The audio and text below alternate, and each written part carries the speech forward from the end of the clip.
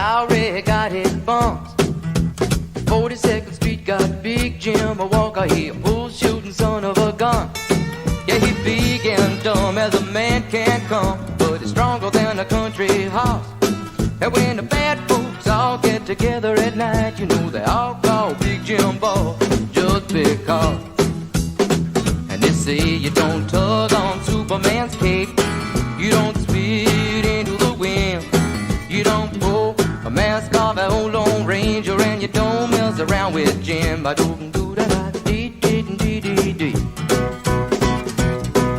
out of South Alabama come a country boy. He said, I'm looking for a man named Jim. I am a bull shooting boy, my name is Willie McCoy, but down at home they call me Slim. Yeah, I'm looking for the king of 42nd Street. He driving on drop top Cadillac. Last week he took all my money, and it may sound funny, but I come to get my money back. And everybody say, Jack, don't you know that you don't tug on Superman's cape, you don't spit into the wind, you don't pull the mask off an old Lone Ranger, and you don't mess around with Jim.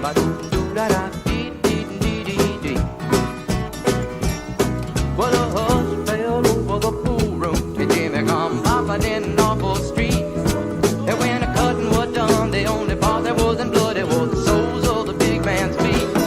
Yeah, he was cut in about 100 places, and he was shot in a couple more. And you better believe I sung a different kind of story when a Big Jim hit the floor. Yeah, they saying you don't tug on Superman's cape, you don't spit into the wind, you don't pull the mask off an old Lone Ranger, and you don't mess around with Slim. Yeah, Big Jim got his hat. Find out where it's at. It's not hustling people strange to you, even if you do got a two-piece custom-made pool cue. Yeah, you don't tug on Superman's cape, you don't spit into the wind, you don't pull the mask off an old Lone Ranger, and you don't mess around with Slim.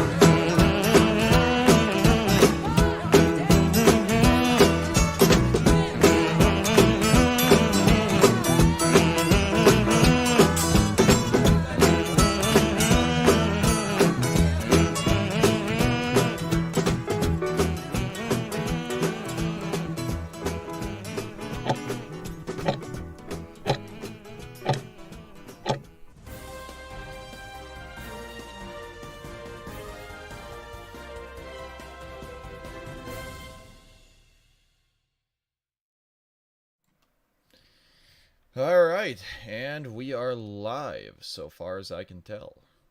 All right, thanks for joining us, everyone.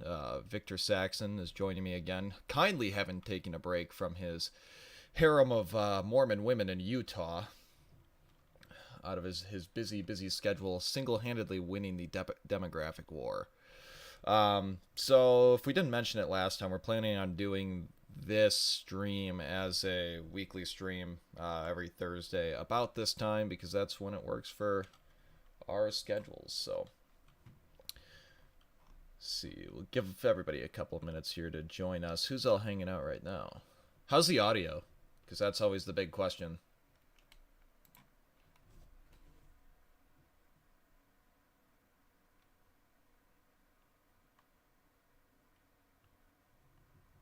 That's okay. That's a-okay. I will scream into the void.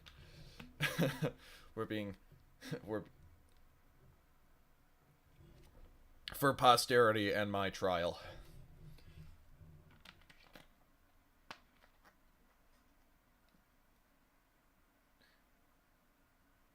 Yeah, so I was given the old Showa treatment. Yeah, it seemed like a bunch of different servers got the ban hammer right around the same time Victor and I got banned. So we were pretty active in the alternative hypothesis server as well. I even unwittingly found myself in the position of sort of, I guess, moderating that, much to my shame. And the moderation team all got banned with the exception of that Panarchy Theater guy, and Yeah, so there's that. I appealed, fully expecting that I would get a response back telling me that my repeal had been received and denied, but I did not even get, they did not even grace me with a response. I don't know about you, Victor. Oh, well, at least they talked to you. Oh boy. Well, that's okay. We will continue screaming into the void and hanging out with Rule Americana and JD Dallas. So I hope we clickbaited everybody into this stream with the thumbnail of literally retarded trannies. So, but before, yeah, exactly. I'm not using that incorrectly. I am using the word literally in its literal sense. But what sort of parent would old Jim Dewey be if I let you eat your dessert and see the old retarded trannies before we get through the meat, potatoes, and vegetables of our little live stream here?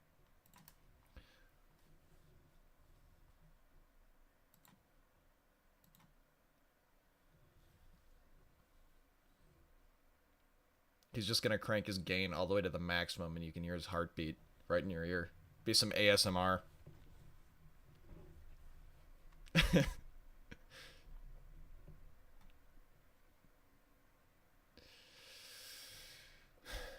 And you, Victor. All right. Well, we'll go ahead and get started with the tanky report here. So, you put this in our little live stream documents. Why don't you go ahead and explain, give a little bit of background on what we're looking at here?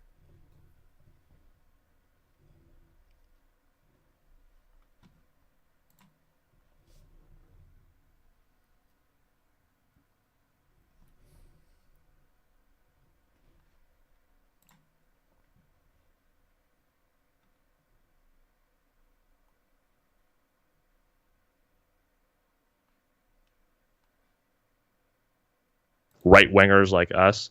So it needs to be understood that whenever we take these pot shots at people on the tanky left, it's not as contemptuous as you might think. It's just there's certain things they say or certain things they do that really rub me the wrong way. So probably it's more of a hobby horse for me to get pissy about this than maybe it is for our friend Jim here. But in this one, there was George Galloway. Some of you might know who George Galloway is.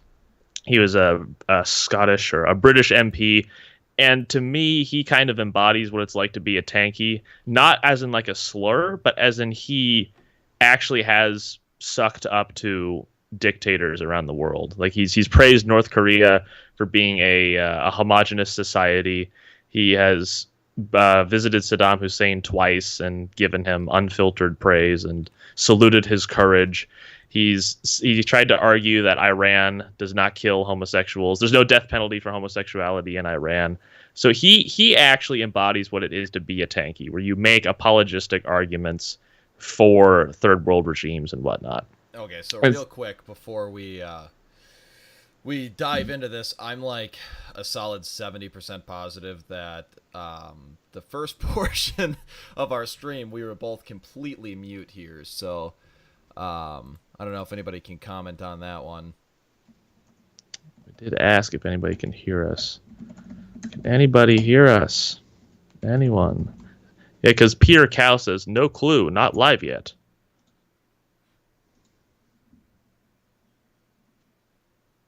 Okay. Mute. Well, okay, so square one. Okay,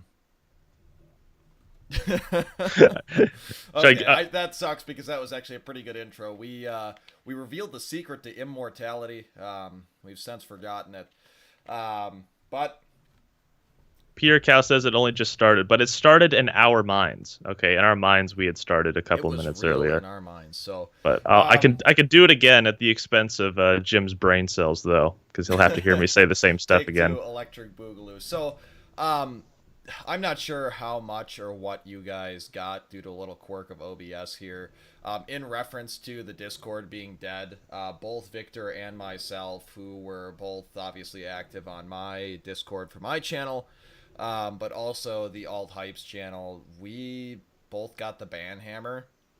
We're both mods. We're both mods, even. Right. right about the same time that a lot of people got the ban hammer and Discord updated their terms of service. So what we are active on right now is a Discord alternative actually run by Roblox called Gilded. So we'll go ahead and we'll pop the old Gilded link in the chat here for any stragglers to come join us. But come hang out. We have a good time. We talk about things that are not necessarily copacetic to talk about on YouTube. Obviously, unless and until I get banned on YouTube, which is an inevitability at this point, I think. We're going to stray away from certain subjects just to try and keep the channel alive. When that happens, we'll transition to Odyssey or Rumble or something like that. So the reason I don't double multi-stream, I'm told I cut out. I don't think I cut out. Sorry, my connection just being a female dog right now. Sorry about that. Well, Utah is not necessarily known for its splendid internet connection, and that's where Victor is graciously joining us from. He's taking a break from his harem of Mormon women, single-handedly winning the demographic war for the alt-right to join us. We all got to do our part. We all got to do our part. Some of us more than others with multiple women, but I guess and I keep having to tell. Yeah, I keep having to tell Jim that he's not going to find a lot of women in rural northern Alaska, so he needs to be doing more of his part. That's okay. My thing is Inuit women, so. Okay. All right, buddy. we got to go where life takes us. But, okay. So now it seems like people can actually hear us, so that's good. Okay, I feel bad because the live chat feature on OBS it's not up to date, so I see chats come through like a few minutes after it's passed. So, but I do apologize. I'm not ignoring you, JD Dallas. I'm not ignoring anyone if they're actually reaching out to me. Victor can attest to how hard I can be to get a hold of sometimes because I work a quintillion hours a week in a lithium mine, the only lithium mine in Alaska. But that's true. I know his internet connection's pretty bad in the lithium mine. They really should have a hotspot in there. But I'll always keep an eye on the chat, though. So if anyone wants to say something, rest assured I'll be able to get it to Jim very quickly. I will only read it if you pretend to send a super chat. So you got to. Oh, I mean that'll work too. Yeah, I mean I was actually unironically going to suggest that. Like you could just put a fake amount of money and put that in front of what you want to say, and I will prioritize it. Or maybe I'll refuse to speak to anybody unless they actually give me shekels. Oh, well, that's what this is all about. The money that really counts. But now let's actually start. It's enough shooting the breeze. This is a Jimmy Dore clip we're going to start with because it is, in fact, the Tanky Report. But one thing I need to get out of the way with first is that I actually like Jimmy Dore. I'm sure a lot of us do because he's very rock solid on certain issues when it comes to like January 6th or COVID and vaccines and lockdown. So it's not like we, or at least I, dislike him really. And as far as a lot of leftists go, he's far more palatable than many of them that you'll find out there. And part of a perk of being of the tanky left, and by the tanky left I tend to refer to people like Michael Tracy or Max Blumenthal or Aaron Mate or Glenn Greenwald and Jimmy Dore in this case, is that they have certain non-shitlib positions that they take. Like I said before, they tend to oppose the whole COVID lockdown narrative and the J6 domestic war on terror bullshit. And they have no delusions about Joe Biden being a good president or anything like that. So there's things I like about tankies, but there's just certain things they do that really rub me the wrong way. And this is kind of what this part of the Unintelligence Report is about, is that they say certain things, they leave certain things out, they distort things, or they have these really tendentious perspectives that personally kind of bother me. They probably don't bother Jim as much, but they do for me. So like we're going to start here. This is from earlier today where they had on George Galloway, who's an MP formerly in the House of Commons. He's a Scot. And to me, he embodies what the tanky left is, in that he is an apologist for third world regimes. And of course, you can chalk up the supposedly bad things said by the State Department about third world regimes to stupid propaganda or whatever. I know we're more skeptical than that, but George Galloway embodies being a tanky because he is on multiple occasions sucked up to Saddam Hussein and saluted his courage, and he's tried to be tried to argue that Iran does not have the death penalty for homosexuals, or that he's praised North Korea for being a homogenous society. So he actually is what it is to be a tanky. That's what George Galloway is. And so this clip might be a bit of a nitpick, but there's something George Galloway says in there that, in my opinion, omits a lot. So we can finally get around to that, and that's enough of me blathering. Let's fire it up. Wow. So that was 2005. That was you then. And you became, so you got kicked out of the party for being so vocal against the Iraq war. That's what happened with Tony Blair? Yes, and when I came to the Senate, I had just been elected as an independent candidate, defeating a pro-war Tony. So he goes on for a while. But the way this is framed, and what I take issue with, is they act like it's the only reason he was kicked out of the House of Commons. Because he was expelled by the Labour Party, but it wasn't for opposing the Iraq War or being a vocal opponent of the Iraq War, because you have to remember, and maybe Jim can pull up the source if he wants, or they can just take our word for it, that when the House of Commons did a vote on the Iraq War in March 2003, the Labour Party had 254 people who voted yes for the Iraq War and 84 people who voted no. So that's 1 out of 4, almost exactly, of each of the members of the Labour Party in the House of Commons voted against the Iraq War. But George Galloway was the only dude who was expelled by the Labour Party, as far as I know. And that didn't happen until like 7 months later, in October 2003. Now, there's this Guardian article that outlines the reason why. Pulling up presently. I just have to change PH to IS, because that's the world I live in.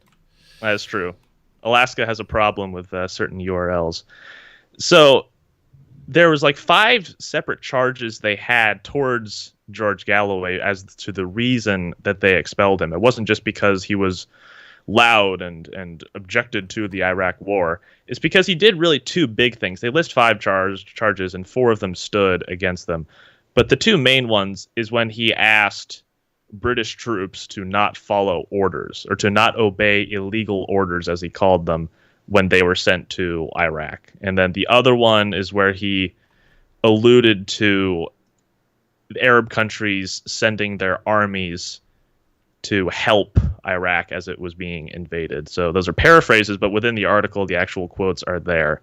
Like, now I'm sort of torn by Mr. Galloway here, because, I mean, as you were, Victor, I was pretty hawkish, especially in this point in time, to the point where, you know, I took up arms fully anticipating that I was eventually going to find myself in Iraq or Afghanistan. But now, you know, I've sort of realized the error of my ways, and you know, I'm not going to lift a finger to help Globo Homo. And I wish I had now, and I'm certain that's not what Galloway's problem was with the Iraq War. I'm certain it was quite the opposite.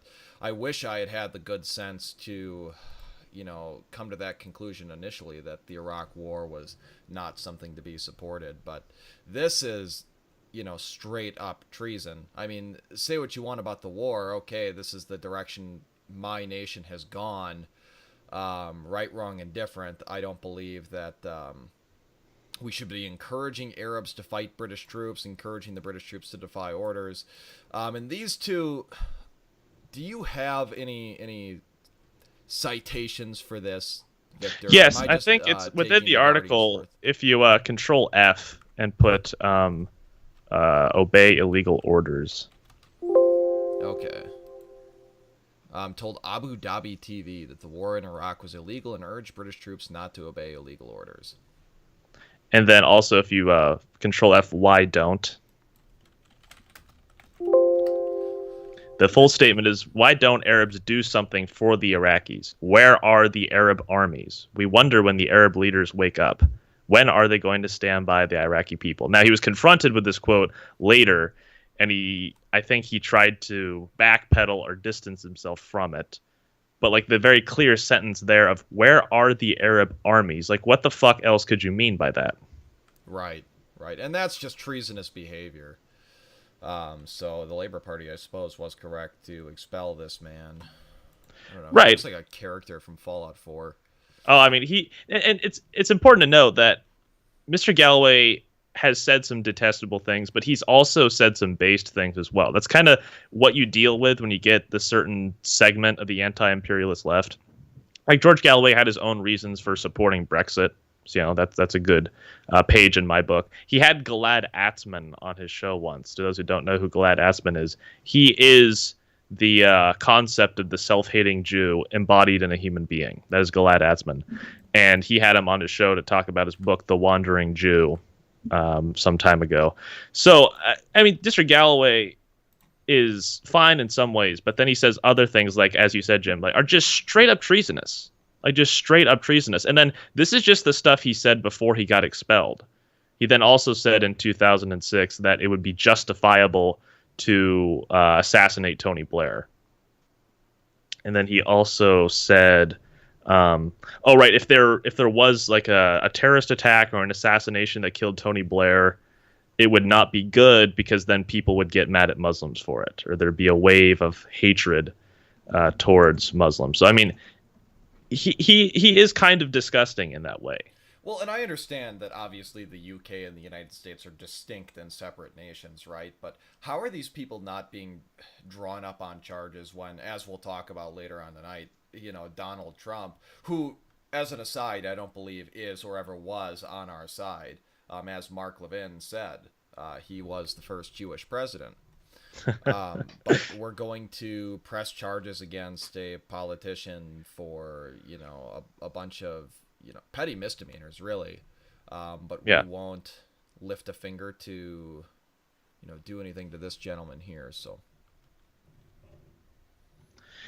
Yeah, so I mean that's the extent of that. So I mean the reason I have such a hissy fit about it is because I knew when he very conveniently omitted all that information about, yes, I was kicked out of the Labour Party for speaking out and being vocal against the Iraq War. That wasn't the exact reason for it. Is because he was a total patent asshole. I mean, didn't know he was from New Delhi.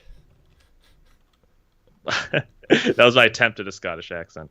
So, and more importantly, it's just that in one of the articles, maybe it's not the one that you have, it noted that there are other people who were critical, very harshly vocal against the Iraq War and the Labour Party that didn't get expelled.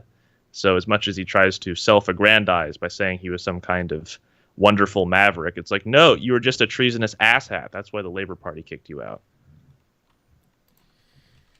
All right, so the Tankies are an odd bunch in that regard, too. I mean, we haven't watched it on stream, but we watched, I always draw a blank on his name, but the Tanky shitlib who really dislikes FDR for some reason.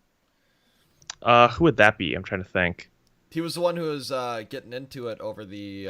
Michael Tracy? Yeah, Michael Tracy. It's like Michael Tracy says all these based things in the context of, whether or not the United States had any business being involved in the European theater of World War II. And that's where we find ourselves. Horseshoe theory is real. Like, it is real. Absolutely is. I mean, I'm probably as far right as right can go, and I'm finding myself in lockstep with the likes of Michael Tracy on these sorts of things. So.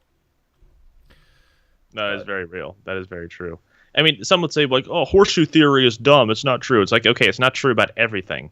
But there are some topics where it is very, very true. And they don't have to arrive at that position for the same reasons, right? Like, if you go to the opposite ends of the horseshoe when it comes to Israel, for example, like, they both hate Israel. People like us and then people on the far left have a good number of things to agree on when it comes to Israel. But they hate Israel because it's a bunch of white-looking people oppressing brown people. That's the only reason they actually give a shit.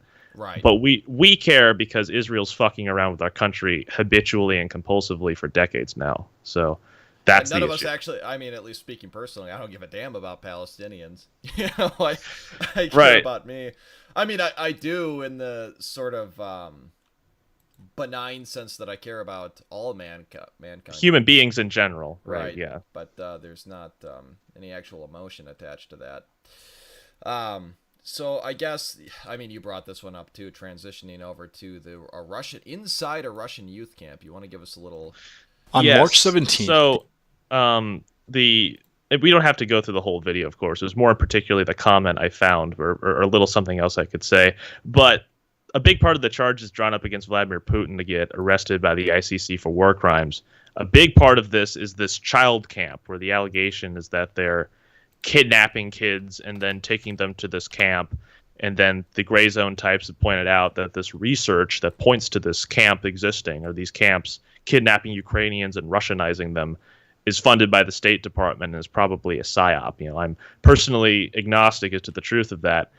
But what's important here, and is contextually important for the gray zone, is the fact that they will. There's no low they won't stoop to when it comes to shilling for a foreign country. Like, as long as it's not the U.S., Israel, or some other Western ally, they will apologize for anything, whether it's Nicaragua or Venezuela or literally China and their treatment of the Uyghurs in Xinjiang, or in this case, Russia, right? There's a reason that there's a stereotype of the gray zone being pro-Russian, because if Mr. Dewey is able to find the comment that I screenshotted,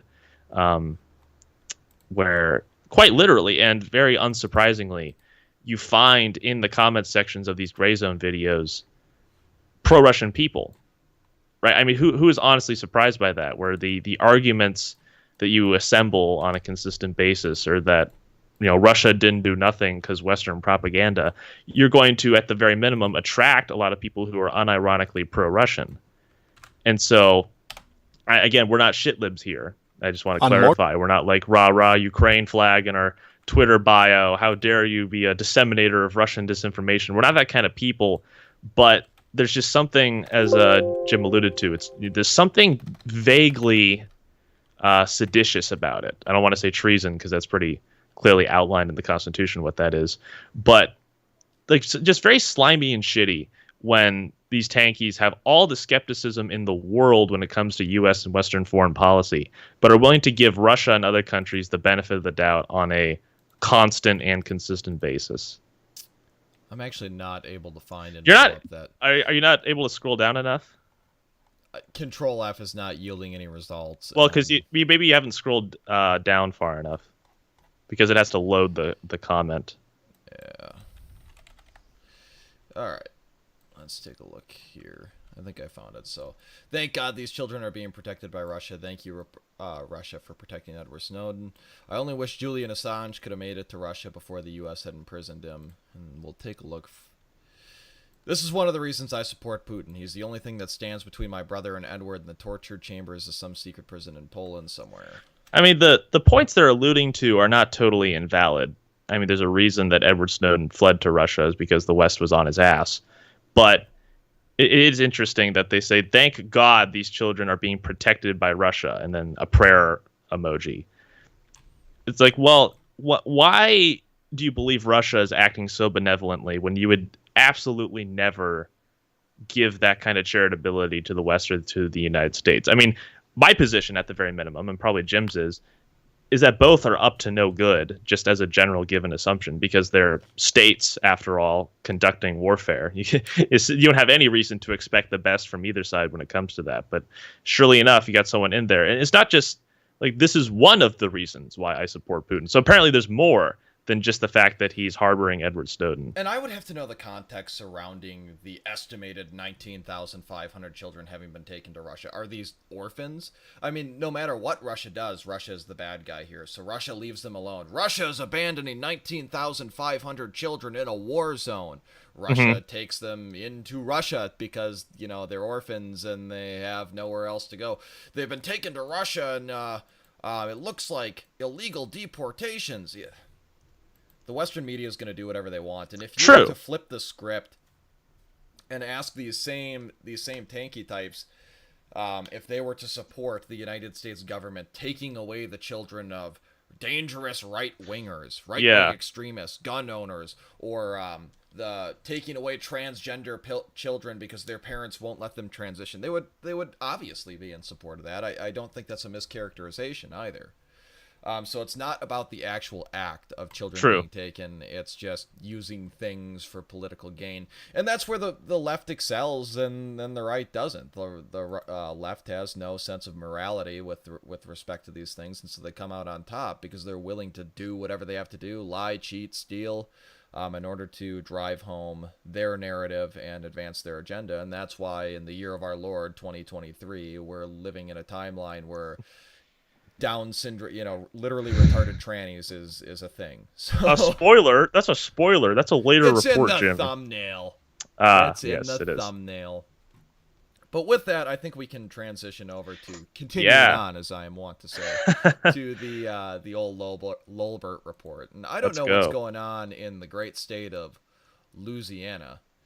Yeah, if we have any Louisianans in the chat, which is probably not likely, but just so you know, you should be ashamed of the Libertarian Party that's in your state. Even if assuming you even knew it existed, which is, again, probably not likely, and not through any fault of your own, because it's the Libertarian Party of the U.S., for Christ's sake. They're not even that libertarian as Styx Hexenhammer, that channel, Tarl Warwick, has pointed out. The Libertarian Party, apart from the New Hampshire one, which has some pretty base tweets, is just shitlib light. Like, just very kindly put, it is shitlib light. Well, and so I'll just, for those of you who are illiterate, I'll just go ahead and read what the Libertarian Party of Louisiana has posted yet again. Individuals have sole authority to determine and express their own gender identity. No one has the right to run your life except you. I almost said ruin. That was a Freudian slip.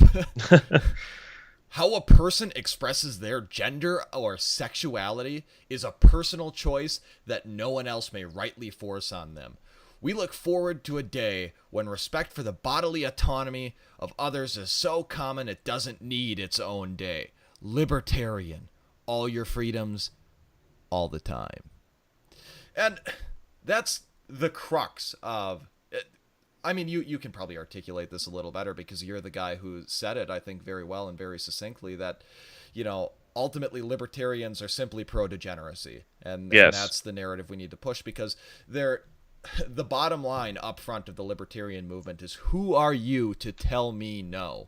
And when you've got if you're not willing to at least to some degree legislate morality, which is something as I grow older I'm more and more in favor of, then... yeah, who are you to tell somebody they can't do methamphetamine, that meth should be illegal? Who are you to tell somebody that they can't groom their 9-year-old to want to cut their penis off?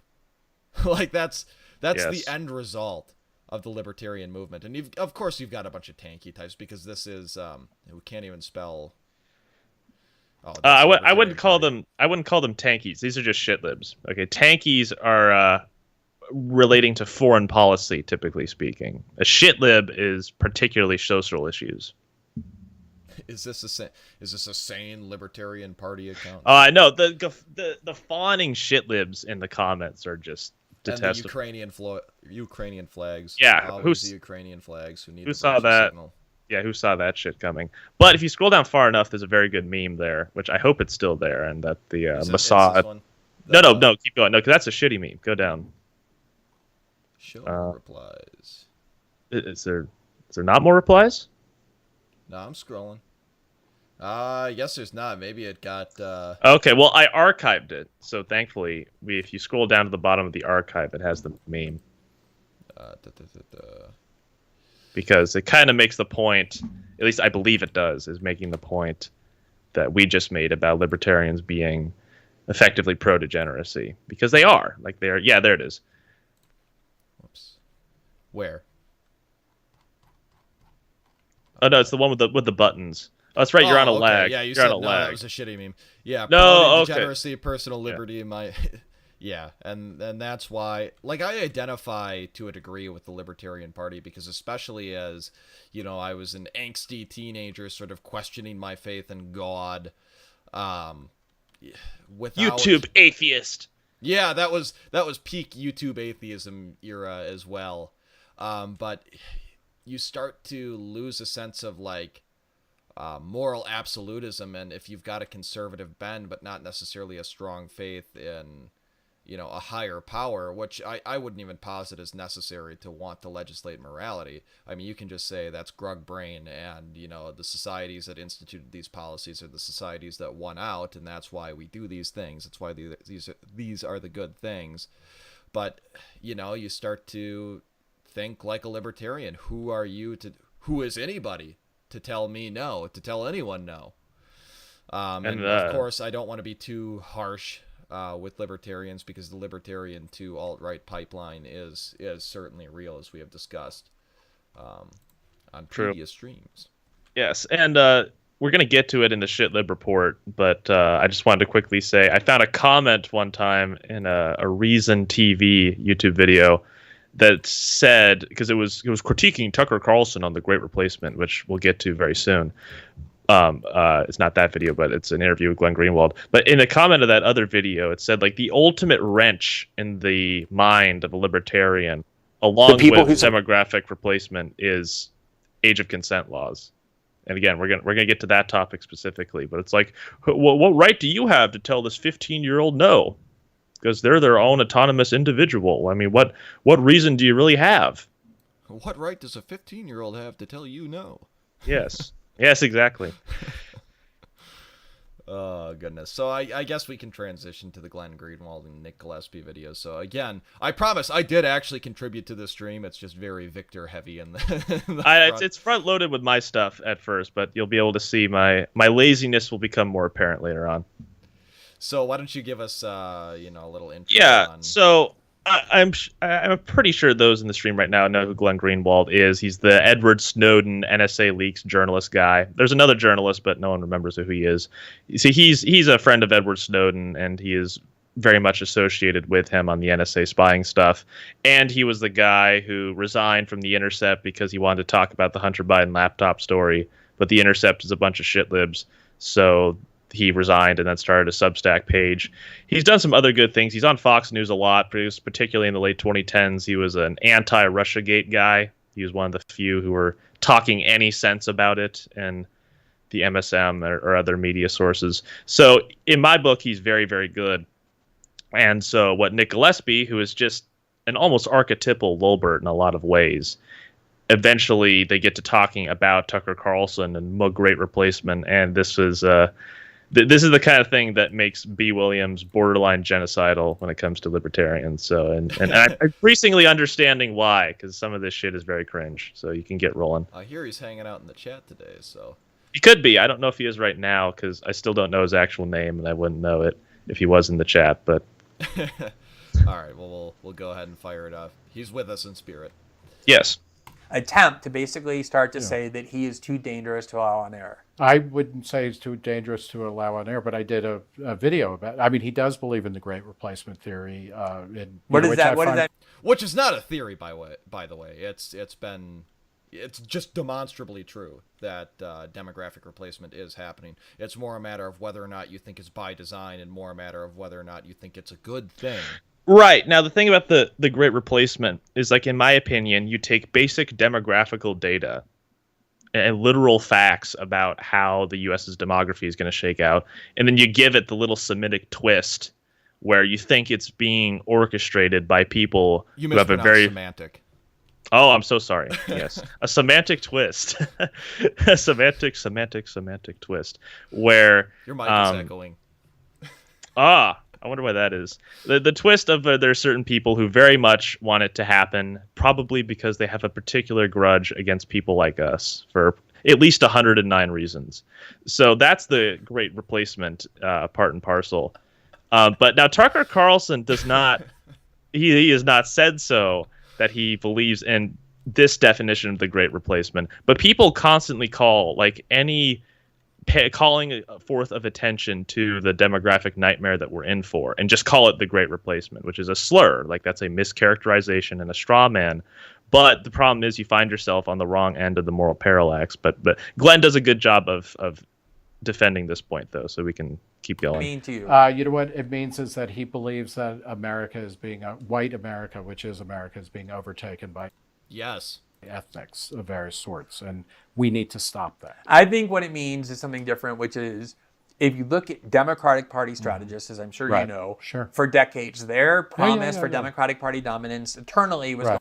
And I guess Victor and I have a sort of different take on Glenn Greenwald's response to this here.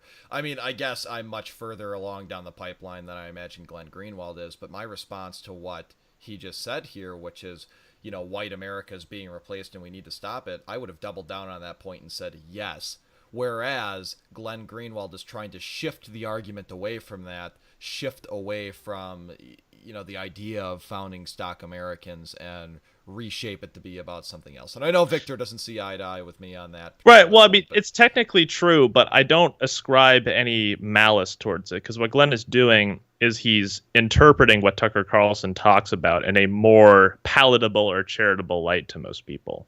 Like, right. What he could have done, because you have to remember that despite Glenn insisting he's just a civil libertarian, if you aggregate his views, especially from years ago, he's probably more on the left than he is on the right. But he is grown a lot more palatable and less acerbic over the years and is a lot more friendly with the right nowadays.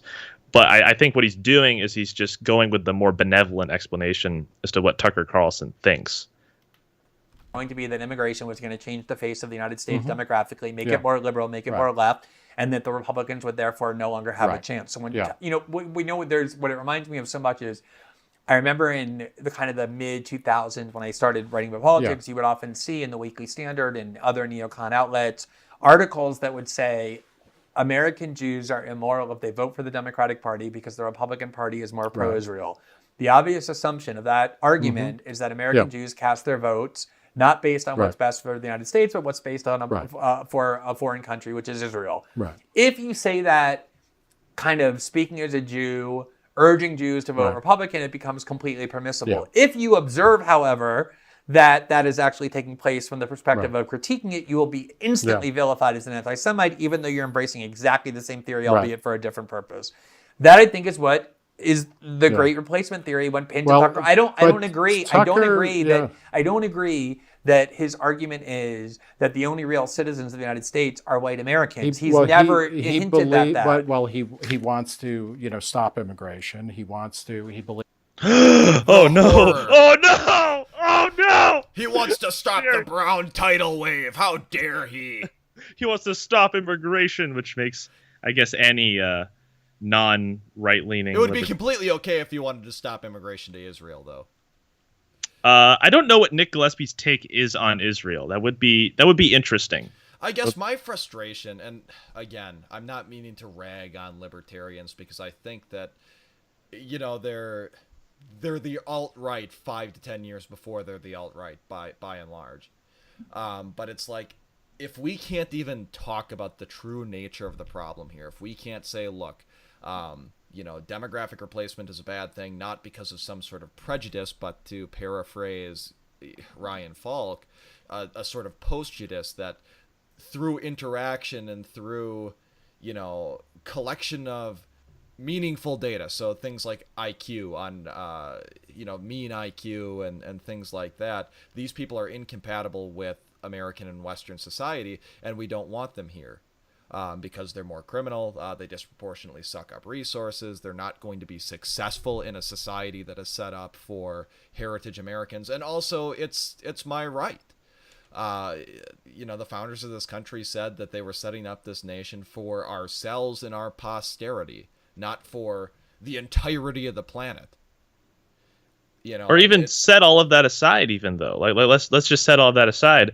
There's a very interesting throwaway line that Christopher Hitchens said. I think it was around 2010. He was talking with Salman Rushdie, and Hitchens sometimes has a bit of a verbose way of speaking, but he did say in there, if I'm interpreting him correctly, that he takes a bit of issue with the notion that the United States is going to become an Anglo-Hispanic nation, and the people just have no say in it. Like, if I remember his exact words, is like, you're going to become an Anglo-Hispanic nation now, and you have no say in that. I think there's something wrong with that, which there is. It's like, you don't even necessarily need to have good reasons for not wanting people to come into your country. As much as in the modern day, we have to have a sense of a broader white identity, and so we find ourselves commenting on the politics of other nations. But, he's not at all concerned about the United States becoming an Anglo-Hispanic nation, but I am certain that at the point in time he said that, he would have clutched his pearls and said, oh, dear God, no, we can't let the British Isles become, an Indian Anglo nation, if he were to see what the modern face of the United Kingdom looks like. Wait, what's the point you're making? I'm trying to figure it out. Well, the point I'm making is I don't like people from across the pond commenting on how it's okay for the United States to become an Anglo-Hispanic nation, like this lack of care for our. Well, that's not what he said though. I must have misunderstood what you were saying. Well, maybe I didn't say it properly. The chat can be the authority of that. But what he was saying is that it was kind of there was something wrong with the idea that the U.S. is going to become Anglo-Hispanic and the people don't have any say in that. Like he rightfully identifies that it's just kind of taken as a given that white people are going to be a minority, that this traditionally Anglo country is going to become an Anglo-Hispanic country, and well, you just got to live with that. I think he was showing objection toward that. Well, and one of the things, too, that I really hate this idea that we just have to live with it, and one of the common things I'll hear both from people actually in the alt-right, on the alt-right right now, and more traditional boomer and neocons is like, well, there's 11 to 30 million of them here right now. What are we going to do? We just have to accept it. Not even trying to stem the tide, but I don't understand where that comes from. Why do you believe that there's nothing we can do about it? Like, they're not to belabor the point and really go down a rabbit hole, but like the United States has engaged in mass deportation efforts in the past. Yeah, Operation Wetback in 1954. Well, and even stuff in the 20s prior to that. Or, just do things like start prosecuting those running sanctuary cities. Do things to make life really, really uncomfortable here for people who don't possess American citizenship. If you were to start implementing even the policy of if we find you, we're going to immediately deport you. And you could even get nasty with it and say, we're not even going to bother deporting you to your country of origin. We're going to deport you to some random place on the planet, and you can deal with it. Go pound sand. But they're not going to want to come here, and they might leave of their own volition. But the United States federal government in particular has turned such a blind eye to things like corporate exploitation of illegal immigrant labor, where, I've experienced it personally, where these corporations knowingly are employing illegal immigrants and have been doing so for sometimes decades. Yeah. And the way they skirt it, because they can say, oh, well, you have E-Verify, what more could you possibly want? No, the way they skirt E-Verify is they'll use temp agencies, so they don't have to go through anything like a criminal background check or E-Verify. And they know that these guys are illegal immigrants, so they keep them as temps for, I've experienced it where they were temps for 20 years. Because they did not possess citizenship. And it's just undercutting the local labor market, too. So, they really benefit by being able to keep wages at like $11 an hour for 15 plus years. So if we were to start to penalize people who did that, it would go a long way. I hate the idea, and it comes from libertarians and neocons. Like, everybody who is skewed right has this idea that there's nothing that can be done about it, and it just drives me up a fucking wall. Yeah, also, I'm trying to find the right video. There's a good channel called Intellectual Embargo, who I just, very recently watched his video about immigration, and he was touching on the exact point you were making. Like, what kind of problem is it in our economy that we rely so much on immigrant labor to do jobs that we don't want, and that we apparently tolerate what it seems to a broad extent, companies and corporations just hiring illegal labor, totally knowing that they're doing that, but just do it anyways. And I resent the idea that it's, they're just doing the jobs that, and I'm not even going to talk about H-1B visas and people coming from abroad, and sort of undercutting the more intellectual job market. I resent the idea that there's something intrinsic to modern American whites that they don't want to do hard or gross work. No, they don't want to work for poverty wages. That's what it is. There's, just speaking personally, and I don't want to get too specific because I'll end up doxing myself. I work in sort of a blue-collar industry. I'm in management, and I can tell you where a lot of my competitors right now are struggling to find labor. I've got an ample pool of labor. You want to know why? Because I start people out at $23 an hour. Dang. For no experience. And ultimately one of the problems we're seeing, and I didn't incorporate into this stream because we made this document a few days ago, things like the most recent train derailment or the explosion at the cattle facility that killed like 18,000 head of cattle. I'm not even convinced that a lot of this is foul play. Some of this could be a product of the fact that Whereas before you had intelligent 100+ IQ people working in factories and on farms and in these blue collar jobs that are necessary to continue running a functional society, are now being replaced by people who have a much lower IQ and degree of competency. Stuff like this is wont to happen. Especially when you tell young kids that they're nothing if they're not going to college. You must be some sort of idiot if you're not going to the cult university and putting yourself in a ton of debt for the rest of your life to go get some meaningless degree. Like, we need smart people in our factories. We need smart people on our farms. And we have really hurt ourselves as a nation by allowing.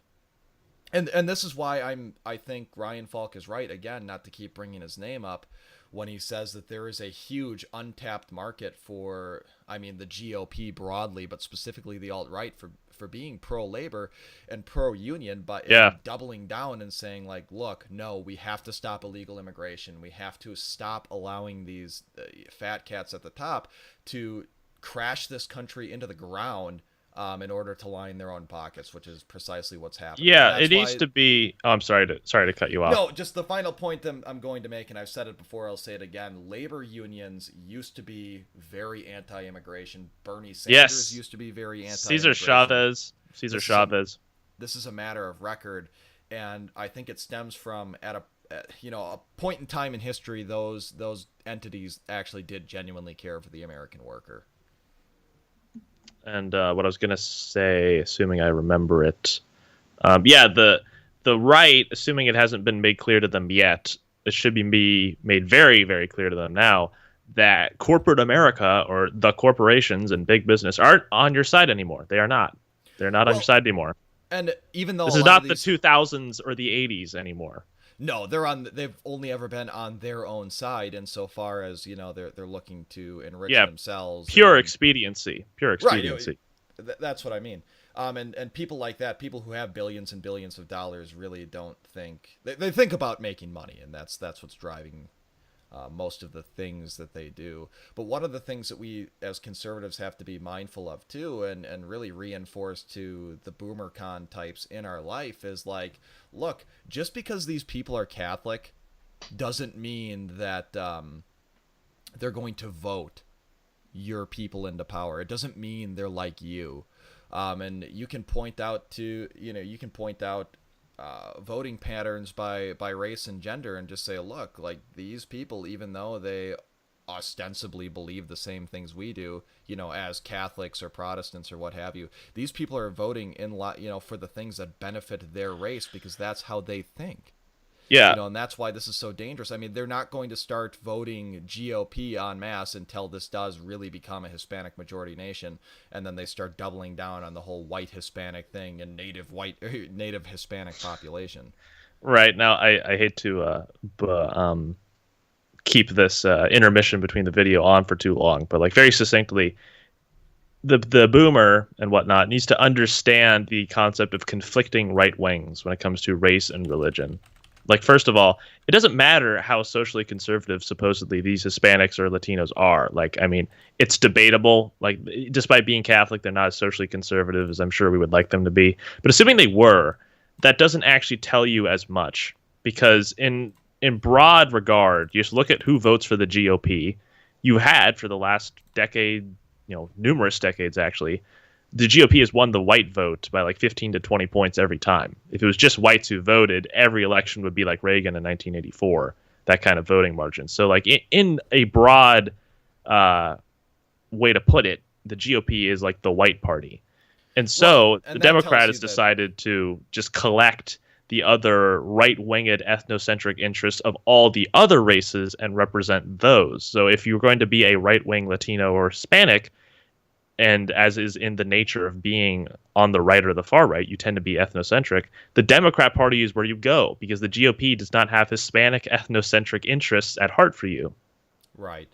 And that really tells you that this is about something baser than something like, the Jeffersonian versus the Hamiltonian vision for America. This is about something much more grug-brained that we as a collective, we on the right just seem to fail to understand. And I pulled up, I'm not sure if you're able to see my screen, Victor. I cannot, unfortunately. Oh boy, I'll share it in the Skype, but it's Dear Boomer instead of Dear... well, I won't say that word because it might trigger some sort of algorithm thing. But a certain party of interest in 1930s Germany. So, a certain undesirable group. But we'll continue on with the last couple seconds in this video. There's not much more, and then we're going to transition but there's to the some shit-lib report. Yeah, we will eventually, but there's some ripe shit that we're about to get here at the end of this interview, though. Believes that ethnic people end up voting... foreign people. However, well, also that there are massive numbers of foreign people who are coming here. I will give him props for doubling down on that. Foreign people, not ethnic people. The problem here is that these people are foreign to our Constitution, foreign to our jurisdiction. Immediately voting, which doesn't happen, but that he essentializes them. That if you're a Latino, you're always going to vote this way. If you're this, you're always going to vote that way. But this is such a chicken shit point. Like, he has to be smarter than to think that's an actually good point he just brought up. It's pure straw man sophistry bullshit. He essentializes them as if, like, mean aggregate demographic statistics don't exist, right? Has he never seen something like that before? Like, when he sees a graph that shows 65% of Hispanics vote for the Democratic Party in this presidential election, does he go, I don't know what I'm looking at. All I see is a blank piece of paper. Like, what the fuck? I'm not super familiar with this particular individual, but I would wager if you were to say something to the effect of the mean IQ of population set X is Y, he would be like, well, but I know somebody of population set X that has an IQ of Z. I would almost hope he doesn't, because like that'd be a sign of someone being either dumb or that deliberately dumb to the point where I can't respect them as a human being anymore. I think you have to be like to be libertarian to the point that he is libertarian, like to the degree with his particular set of beliefs, and he's clearly an intelligent individual insofar as he somehow found himself on Reason TV. He has a PhD. He's reasonably articulate. He's not stupid. You have to be willfully ignorant of these sorts of things, or just willing to let cognitive dissonance occur and not challenge it. Oh, totally. And also, like when he says he essentializes them. So, like, if I were to show him a graph that, on average, American men are 6 inches taller than American women, am I essentializing men and women by saying that men are always taller than women? Is that what I'm saying? But I know one woman in the NBA. I mean, God. I mean, it's basically what he's doing. Okay, let's keep going.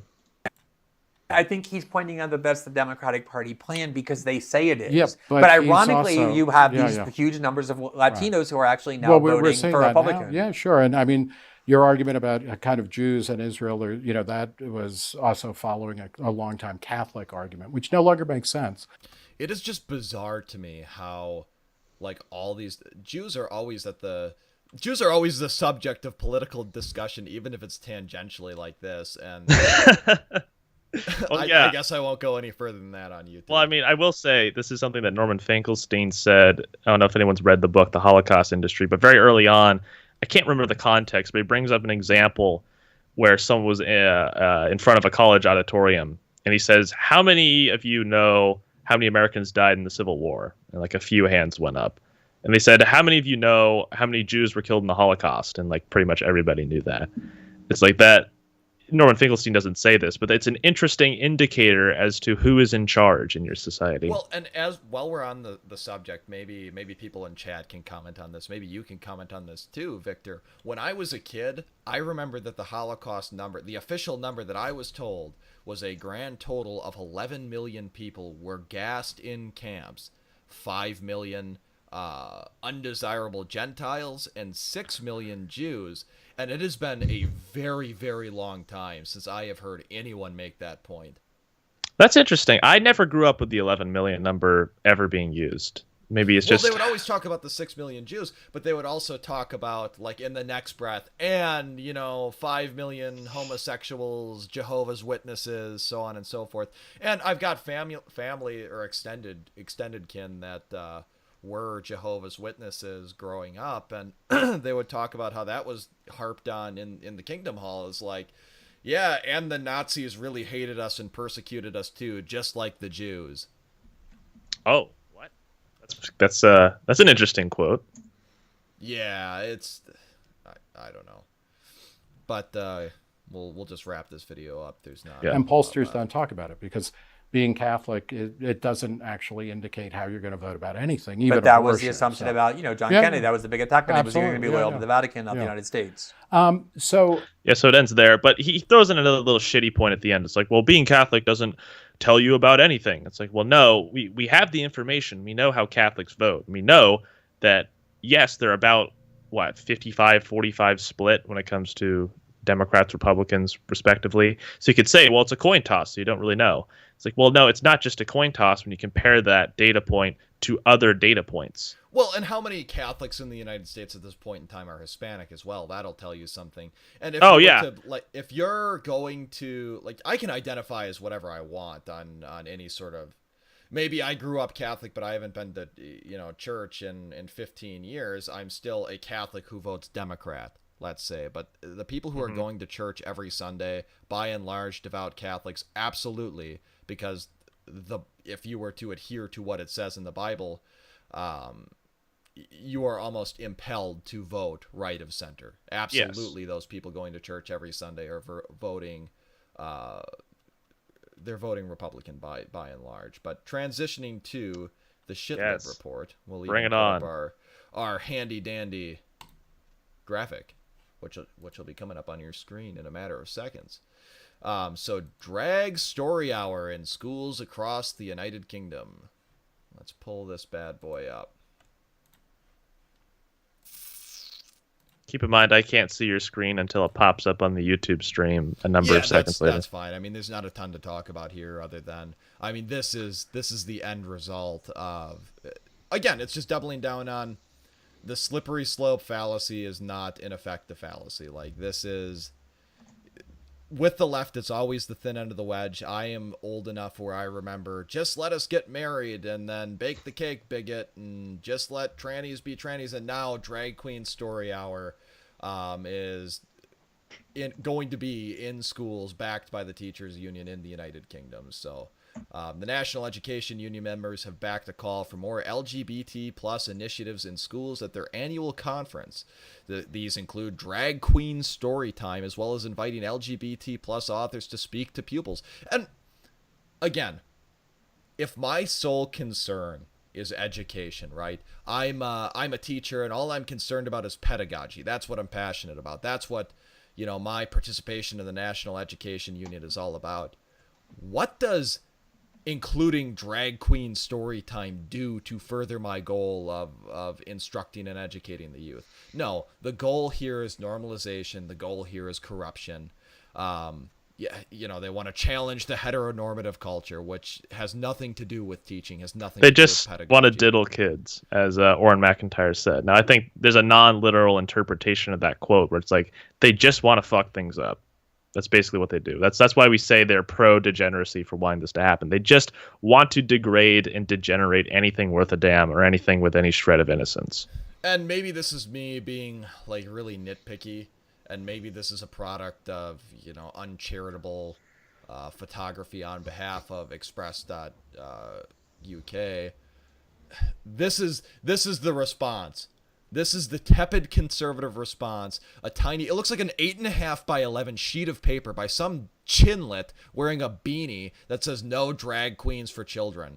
And he's holding it in one limp-wristed hand. Meanwhile, this is the response from, people left of center. This is why we lose. Yeah. We're so paralyzed into inaction by the specter of feds or uniformed policemen. Oh, they're gonna throw us in jail for disorderly conduct, so we better let these degenerates around our children. I don't know. Well, to put the exclamation point on what you said, I remember there was a conversation that Douglas Murray had with Roger Scruton a few years ago. You probably don't know who they are, but they tapped into this exact problem where it's like, how come the right doesn't get as loud and rowdy to the same degree that the left tends to be, especially when it comes to protesting stuff? And Roger Scruton just said, well, with us conservatives or us right wingers, basically, we had this feeling that we say it once and then we're like, that's enough, isn't it? That's about enough. Why would we keep saying it?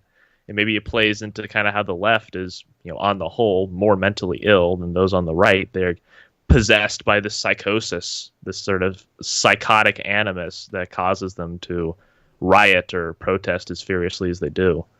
Well, and Brown Dynamite in chat says, at least we're not speaking German. That's actually, it takes a lot to actually make me laugh out loud when I'm looking at an image and not just blow a little extra air out of my nose in response to stimuli. But as we get further into the shitlib report, as we get to the retarded trannies or the retarded drag queens, that was if you're familiar with Asha Logos, he makes some pretty darn good content. That was his response on Twitter to the clip of the retarded drag queens was, "I'd rather be speaking German," and I cracked up. I posted that in the Gilded. Again, we'll throw the link in the chat to the Gilded. Yeah. For those of you who are not already hanging out there, but it's a lot of fun. We're a lot more responsive there too. Oh yeah, you can bomb us with whatever you want, and we'll respond.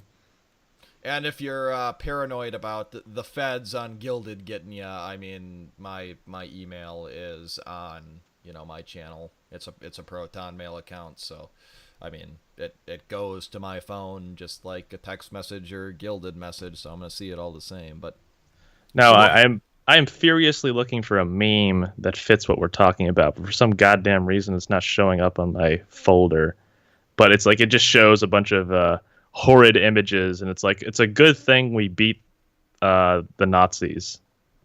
It's what a good thing, Dang it, why can't I find it? This is personally upsetting to me. I think Mossad or the ADL has hacked my phone, and I can't get the meme that used to be there. While you're working on that, and just interject when you've got it pulled up, I know I joke about working in a lithium mine, but I do actually work quite a lot, so it's hard for me to stay up to date with current events. And so I'm seeing all these references to Tennessee lawmakers being ousted, being ejected, and I got the meme here. I'll pull it up presently. But I can only find allusions to like what this could have possibly been about. What would have prompted these black lawmakers to get ejected from, hold on, I can't walk and chew gum at the same time. I gotta download this and pull up said meme. That's all right. Maybe I'll just pull up the window here. But thank God we saved the West. That's that speaks for itself, I think. Oops. Yes, I guess we, for the sake of what's left of our YouTube presence, we better not go any further.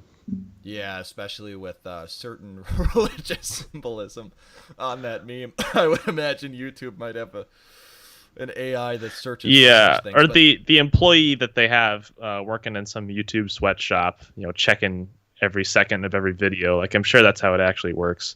They'd be like, "Oh, I found something," as they awaken from their coffee-exhausted haze. So I'm finding all these allusions in news articles to like black Tennessee lawmakers being ousted. Like here's the vice president of the United States. Well, I'll just let her speak for herself. A democracy says you don't silence the people. You do not stifle the people. You don't turn off their microphones when they are speaking about the importance of life and liberty. I mean, as a matter of like decorum, yes, you do silence people's microphones if they're shouting and being autistic retards while they do not have the floor. Like that's how procedure works in the United States Congress. And also, you remember when we went over a little bit of the Darrell Brooks situation months and months ago? And that absolutely pathetic letter that was submitted to that local Wisconsin newspaper about how mean the judge and the other officials were to Darrell Brooks, when you said you watched the trial and Darrell Brooks was being a totally unreasonable asshat. So it's like, of course they treated him that way. And what do you know? Someone with a similar race or a geographic origin as Darrell Brooks are doing the same thing. So we'll just let Madam Vice President speak for herself here. Bullhorn. They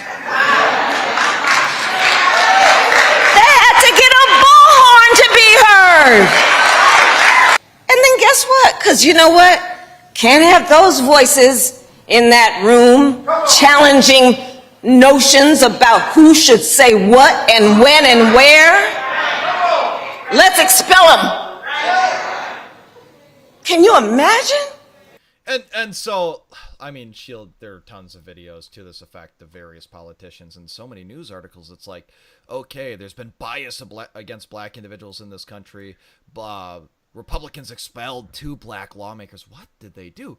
I mean, did they really expel these people just for speaking their mind, saying things that people on the right side of the aisle don't like? If so, based, because that's the sort of thing that's been going on in political circles across this country for decades and decades now. It's time the Republicans started fighting back with things like that.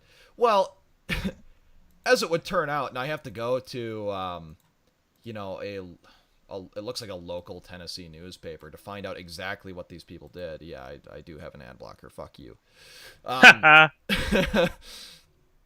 It's like, what they were doing was there were a ton of insurrectionists, and I'll let you see the video of these insurrectionists, because that's what we call people who storm capitals. Insurrectionists. I mean, look at this violent mob here. And these are the 2 chuckleheads that got expelled. I mean,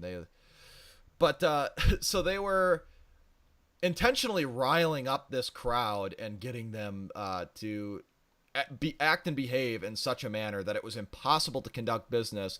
So the Republicans in the Tennessee legislature were forced to expel these people for a breach of chamber rules, which, like, there's a reason chamber rules exist, and I don't know what else you can do to enforce said chamber rules. Like, if you're not going to do anything to enforce chamber rules, then you may as well not have them in the first place. Well, that's a funny thing that keeps on arising no matter how much people try to bury it, but this notion that you basically have to warp, shift, and bend the rules of having an orderly society to accommodate them. Well, right. And one of the chatters says her voice is sandpaper. Yeah, and I guess I don't listen to her speak a lot. I more read things that she has said, but it seemed like she was really hamming up her urban accent, her basketball accent. Yeah, her basketball American, her Wakandan accent. So I don't know. I'm sure that was for dramatic effect, but and I mean, that's the sort of sophistry that's going on in the main. Not that this is news to anybody who's listening right now, but it's like you have to go and dig to find what they did. I would have never gone to some random source like the Tennessean, right? I mean, I would have never found it there. Well, I mean, and it wasn't an undue burden by any stretch of the imagination, but it did take me longer than 30 seconds to find what I was looking for, which for most people is longer than they're going to spend thinking about that subject. And I just like to touch on, too, we don't have to talk about it at length, but the EPA is said to propose rules meant to drive up electric car sales. They want to, essentially, they want to go about eliminating internal combustion engine vehicles, so I don't have any issue with, like, technological progress, right? I think if we can make an electric car work, yeah, cool. I mean, I think that's a good thing for the consumer to not have to deal with, like, gasoline, and it makes us less dependent on, foreign parties, and an oil change is kind of a hassle, whatever. But my big deal with these battery-powered cars, other than, obviously because the United States has not been willing to embrace nuclear energy, and other nations that once embraced nuclear energy, like France, which at one point drew, I believe, between 60 and 70% of their electricity from nuclear power plants. As we've gone away from that, like, Most of our electricity production comes from coal. So especially as somebody like me who actually does care about environmental preservation, like that doesn't make any sense. But the whole point here is to be able to restrict freedom of movement across the United States. The thing that's concerning to me about this is the computer software that is on embedded into things like a Tesla. The idea that due to the nature of electric vehicles at this point in time, it takes a long time to charge up your vehicle. They're not really good things for road trips. If I wanted to restrict freedom of movement, this is the direction I would go.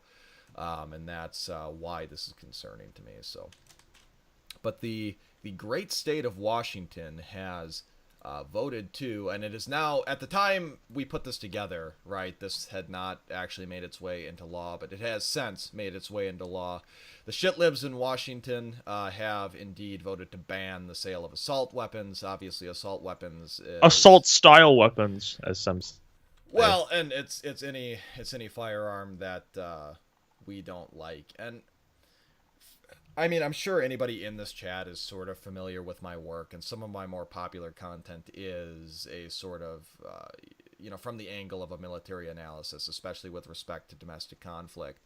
And you know pretty well that I am not a big believer in a violent solution to the current problems that plague us because, and here's a better link. Whoops. Here's a better link. Yeah, so technically the Senate passed it. It hasn't come to the governor's desk yet. At least, not as far as I can tell. But I found a local news link that I sent to Jim on how Washington state gun sales surged after a ban on assault weapons. Well, and that's how it always goes. I mean, if you're like me and you check Palmetto State Armory every day because, they've got some decent firearms deals, and fuck you if you don't like PSA, you elitist fuck. But, no, I own a Daniel Defense, so I can dab on you pores if you want to say some shit. But, so I'm not terribly concerned. Like, I don't think that the reason the left is pushing the assault weapons ban is because they are terribly afraid of some sort of right-wing militia. I truly don't believe that conflict would necessarily go in the favor of the alt-right anytime soon. I mean, I'm not going to belabor the point. We've talked about it at length in other videos and streams. I think this is just something you do as a matter of course to further defang your political opponents. Like, yeah, it's not an actual threat, but, why would I even allow the potentiality of it? And, I mean, as we start to get to the point where they're pushing more and more live in the pod, eat the bugs, like the notion of ownership and self-defense and protecting your family, protecting your property is something that is naturally contradictory to what they want. So, certainly... this behooves them to do. So I would also add, not to cut you off, but it's something that I agree with when George Lincoln Rockwell said this in one of his speeches, when he's like, it was about the police specifically, about why the police have so much vitriol come their way, especially from the left. And I think this applies to guns as well. It's like, because those are basically the only things standing between us and the oncoming hordes.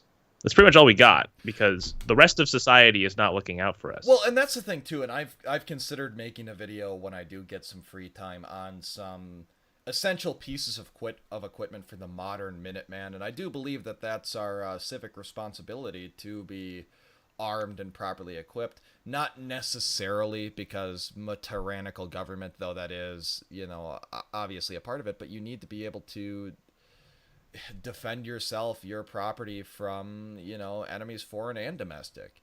So one of the things that really drove home how important the Second Amendment is in my mind was during the 2020 BLM riots.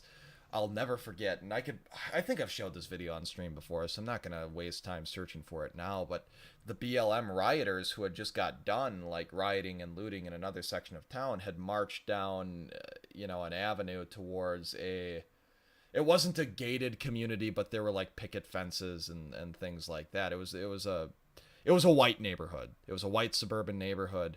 And the thing that stopped those hordes of, BLM rioters from entering that neighborhood was there was some sort of, it didn't even really look like a militia, but there were people, just average Joes. Some of them had plate carriers and other more LARPy things, but most of them just had rifles, and they were standing outside of the roads that led into their neighborhoods, and they didn't yell, they didn't threaten, they didn't menace them in any sort of way. They just stood there with rifles, and that was enough. That was enough. They passed by. It was, the equivalent of taking blood and putting it above your door frame so the angel of death passes over your house. Yeah. And that's what we need to be concerned about, I think, more concretely than, some sort of, the National Guard getting activated and kicking in your door to try and take your guns. Like, for those of you who live within, walking distance of an urban center, we need to be prepared for this sort of thing, because this isn't novel. Black people chimping out and rioting has been a thing for a very long time, and it seems to happen every 5 to 10 years or so. So it's important to protect yourself and your family. So, but again, if you ever had any doubt in your mind that LGBT people just want to diddle kids, I mean, yeah. Remember when we brought up the age of consent during the Lolbert report? Here it is. Yeah, here you go. We'll listen to, and I haven't heard of Peter Tatchell before, but apparently he's somebody of some import. He told me when he was about 50 that he had had sex with a young man when he was 9 years old. He said it was his choice. He said he wasn't pressured or manipulated. He said he had no regrets about that sexual experience. So my view is, that's what he's saying. It's his personal view as an adult, mature man looking back on his childhood. If he says that, who am I or you to dispute it? Who am I or you to dispute it? Who am I or you to say that a 9-year-old cannot consent to a sexual act with an adult? That is, again, we talked about it with the Lolbert report, and this guy is obviously not a libertarian, but I mean, it's the same frame of mind. And don't think for a second that pedophilia is not coming down the pipeline, because this is the way they're thinking. This is the way they're starting to talk. I mean, 10 years ago, the fringe position would have been, who am I to tell a transgender person that they can't lop off their penis? And now that's a normal thing. Right. Well, and that's the funny thing, is like, you're literally going to trust the subjective experience of a minor, or what was at the time a minor. Like, just because they continue to think it's okay, does that necessarily still make it okay? And I guess the libertarian or the Lolbert shitlib pro-degeneracy position is that their subjective experience is the extent of what's true. There's nothing metaphysical, or there's nothing overarching that suggests that's a bad thing to do. As long as they were okay with it and the other person was okay with it, there's nothing you can say to make it bad. And maybe as I'm speaking about it, you can Google it, Victor, but there is an absurd proportion of people in the LGBTQIA WXYZ plus 3 4W community that has been molested as a child. Like, there is a ridiculous correlation between even just self-reporting having been molested as a kid and being a homosexual. I've heard the turn of phrase, gay people reproduce by touching children, and this seems to hold true. And I don't know. I'm not going to belabor the point too much, because we are sort of going on over an hour at this point. So I'd like to get through a lot of other material, but I want to say it was between like 70 and 80% of LGBT people report that they were molested as kids. And I put in the chat this wonderful Google Doc that someone put together called Fun Facts About LGBT, and it's got all sorts of the juicy stuff that Jim just alluded to. Would you be interested in like finishing this video, or like just the last 30 seconds? Yeah, we can. So we don't shortchange our audience. Most sex involving young people is abusive and wrong. His view is perhaps exceptional, but it's not a view that should be dismissed and denied. This is not a view that should be dismissed and denied.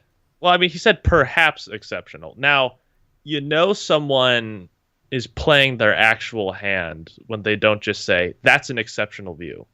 Because when you say perhaps, that's when there's a measure of doubt about it, or that there's some kind of room for error.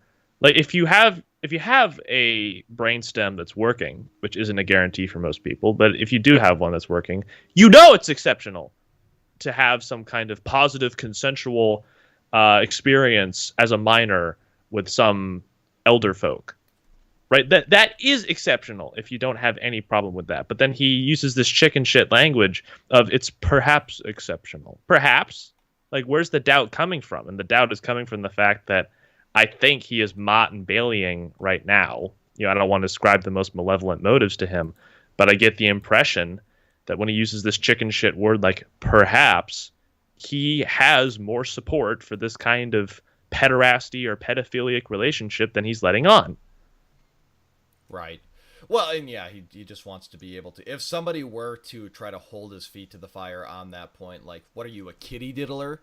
Like, are you kidding me? He can backpedal. Well, I said, perhaps this is exceptional, maybe, in most cases. Just all the plausible deniability barbs that he dropped in what he said, so but he can fall back on them. The crux of it is he is talking about it's okay for 9-year-olds to, I guess, suck a dick.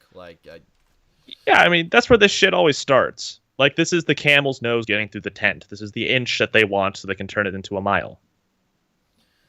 Let's not kid ourselves about this. And we'll just go ahead and finish the video because this is another 15 seconds. So yeah. If an adult person looks back on an early sexual experience and says they consented to it, they were not pressured, they were not harmed, they have no regrets or complaint, I think we should do the honest thing and accept their viewpoint.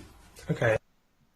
I think we should do the honest thing and accept their viewpoint. Motherfucker, we're not talking about a 16 and a 17-year-old fooling around in the back of their, dad's SUV. This is not like, this is a 9-year-old who is not capable of understanding concepts like algebra. And I guess maybe this is where I wish I was on a little better terms with a guy like Joseph Bronsky, who does know a little bit more about, developmental milestones at certain ages. I mean, he did write a book on the subject, but without having done a ton of research on it, at 9 years old, I was not capable of consenting to, and I'd consider myself a little more intelligent than most. I was certainly not capable of consenting to a sexual act. And mind you, okay, let's say, for the sake of argument, that the 9-year-old can consent, right? The 9-year-old wants it. This is an exceptional 9-year-old who was just really, really mature, and looking back on it, he's like, you know what? I wanted this. This was totally cool. What sort of warped in the head 50-year-old motherfucker wants to diddle kids? Because that's what we should be more concerned about here. Not that the 9-year-old is having... sort of sexual. That's true. There's the other side to it as well that, even for me, went unnoticed. Because how do you know as a 50-year-old man what's going on in the mind of this 9-year-old? Or yeah, imagine as a defense, where it's like, wait, so you screwed a 9-year-old? He said he was okay with it. He was fine with it. I swear. So the 9-year-old that still believes in Santa Claus, Yeah. Okay, so we'd be remiss if we didn't talk about Anheuser-Busch, and I think I'm going to... Current thing. It's current thing. It is current thing, and, that's part of what this stream is about, as much as I sort of cringe at the idea of current thing. But I'm going to have a little bit of a different take on this than most. And I won't play this video. It's just Guy talking about he's one of those route salesmen, and so he goes around and he stocks the grocery stores with beer and such, and he's saying that nobody is buying any Anheuser-Busch products anymore because of this.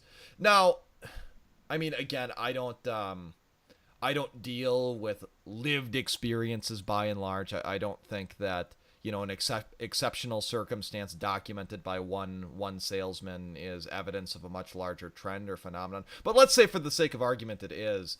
Anheuser-Busch is not the first, and for those of you who don't know or maybe aren't American, Anheuser-Busch is a big beer manufacturer here in the United States. Bud Light is kind of their biggest product.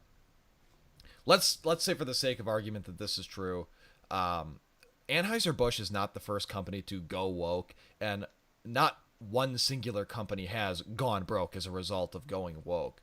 Target is the one that comes to mind, where they do some stupid woke shit every other day. And then you got boomer conservatives. I'm never going to shop at Target again. And maybe they might see a slight dip in sales for a couple of months or a quarter. But then naturally conservatives, as you know, short-memoried as they are, forget about it, and they'll go right back to giving these evil fucks their money.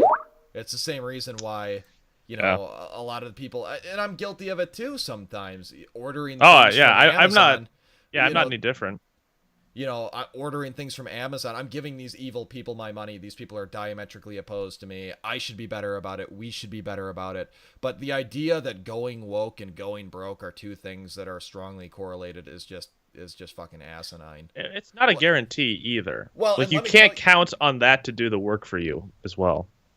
Well, and yeah, exactly. I mean, these people control all the money, so the idea that they're not getting your $8.74 that you would have spent on, you know, Bud Light is, yeah. And here's an archive link supplied to me by my good buddy Victor Saxon. Yeah, Bud if you Light scroll like stock drop. way down, if you go way down, you type Control F, however, comma, then buried in this frickin' article is the part that actually matters, where it was a fall in market cap, the capitalization, the value of Anheuser-Busch. Control effing for? However, comma. Since furor over the partnership with Mulvaney, it has seen a fall in that value of over $3 billion for the market cap on April 10th of $130.8 billion. That said, stocks in the company were trading in the high 60 euro to 61 euro range, suggesting if the value drop was linked to an uproar, it was a delayed reaction. So, and this is a company that, these are smart people. They know they're not going to do something that's going to crash their company into the ground. At least not intentionally in that regard. And I would contend too that whatever decline in sales that results from this is likely offset to some degree by some shit libs who are like, hell yeah, tranny, Bud Light supports trannies. I'm gonna go buy me a Bud Light because those evil right wingers are blowing up Bud Light cases and running them over with their trucks and shit. Right. Yeah. The conservatard snowflakes, as they like to say. Yeah. So that's where we're at with that. And I'll just go ahead and actually. Yeah, we got a meme. We got a meme. We sure show do. Me your meme. We sure do, but the fact that next meme Google Doc is. Oh, it's true. That does make it kind of hard. So I mean, it wasn't that spicy of a meme. I'm trying to keep this within the next half hour, so we may just move on. But suffice to say, the shit libs that are saying the things like, oh, how those snowflake conservatives getting mad over a dude advertising, you know, a dude in a dress advertising beer, are the same people that made Uncle Ben and Aunt Jemima and Land O'Lakes change their logos and their names and stuff like that. So, but as promised, we finally get to. You've had your veggies, you've had your meat. We can finally get to the dessert, what we've all been waiting for, the horror porn that is. Oh God. Retarded trannies. The lead has been buried for long enough. I know. It's a crime against humanity. We'll blow this up. Full screen. Zoom in, enhance. Where is my champagne? Where's my wine? Where's my diamond ring? Where is my gin and tonic? Where's my martini? So, as much as, like, my first instinct is to laugh because, I mean, it is just grotesque, and that's why it's humorous, is this is just so beyond the fucking pale. You know, it's absurdity. I wouldn't have, if somebody had told me in 2015 that this was going to be a thing, I would have told them that they were lying. But the first guy here, the black guy with Down syndrome, he's very clearly reading off of a script. Like, you can tell with, you know, the sort of staccato of his voice and the way he's angling his head. But it's the same thing with transgender kids. Like, this is a vulnerable population set who is not cognitively all there. Do you think of their own accord they decided to do this, that this is just who they are? that they wanted to dress in this absurd manner, or do you think that somebody, whoever it is, their and I would suspect it's some sort of downy caretaker, some tard wrangler, that's doing this because there's a group of them all together. It's not like Down syndrome is irregular enough, let alone drag Down syndrome. Who are you to doubt their experience? Who are you to do that, Jim? Yeah, Who are you? I suppose I yield to the intellectual might of libertarianism. We should just accept all this stuff. But it is disgusting to me because as much as, and obviously we can talk about the affinity the left has for, the ugly, which definitely plays into this. And, sort of the gut disgust reaction of people who are more right-minded to this sort of thing. But it's not like this person asked to be retarded, right? True. And it really does agitate me that they are taking advantage of this vulnerable population set to push a political narrative that they're not even capable of understanding. Like, it's just disgusting. And if there was any doubt in your mind that shitlibs would do anything, would do whatever it took to advance their political narrative, like, here you go. Watch this. I want to see if I can find the Asha logos. I don't know. I don't care enough. I told you guys what it was, but it was really funny because that's how I found it. Was linked by him, and he tweeted, "I would rather be speaking to him," which was makes you think. It really made me do the big think, so you don't have to. But so we'll move on to continuing on. To quote a famous narrative combator. So, if you are like me, as I use my room temperature IQ to attempt to navigate. You're gonna put it in the watch together? Oh yeah, I probably should do that instead. That would be. I like being able to hear what we're watching. That's a perk in my book. Well, fuck you. How about that? Here's a retort. Yeah. But if you're like me, I would gather that the people watching this are all roughly the same age, between 20 and 30. You grew up on things like Disney Channel and Nickelodeon, and one of the things that was on TV, and I didn't really realize, I guess what I was looking at the time, was a show called The Proud Family on Disney, which featured, almost an exclusively all-black cast. And this has been touched on by other commenters too, but I feel there's some value in looking at it together here. And it was remade relatively recently. And I think most people, they sort of look back on the Disney Channel with sort of a positive disinterest.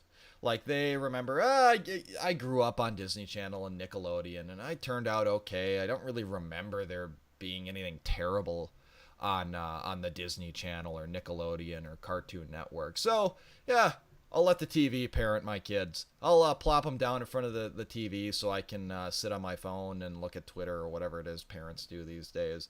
But I really want to hammer home how degenerate some of this stuff has gotten, because they remade The Proud Family. And, this clip speaks for itself. This is what they're pumping into your home on the TV.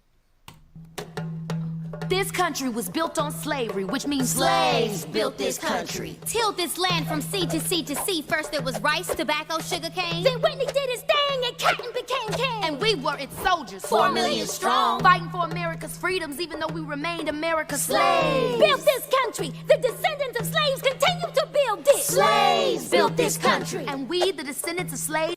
I love how the epitome of black music, which is that's what this is supposed to be, is just banging on the bongo drums. Oh god, yeah, that's the traditional African music they can come up with.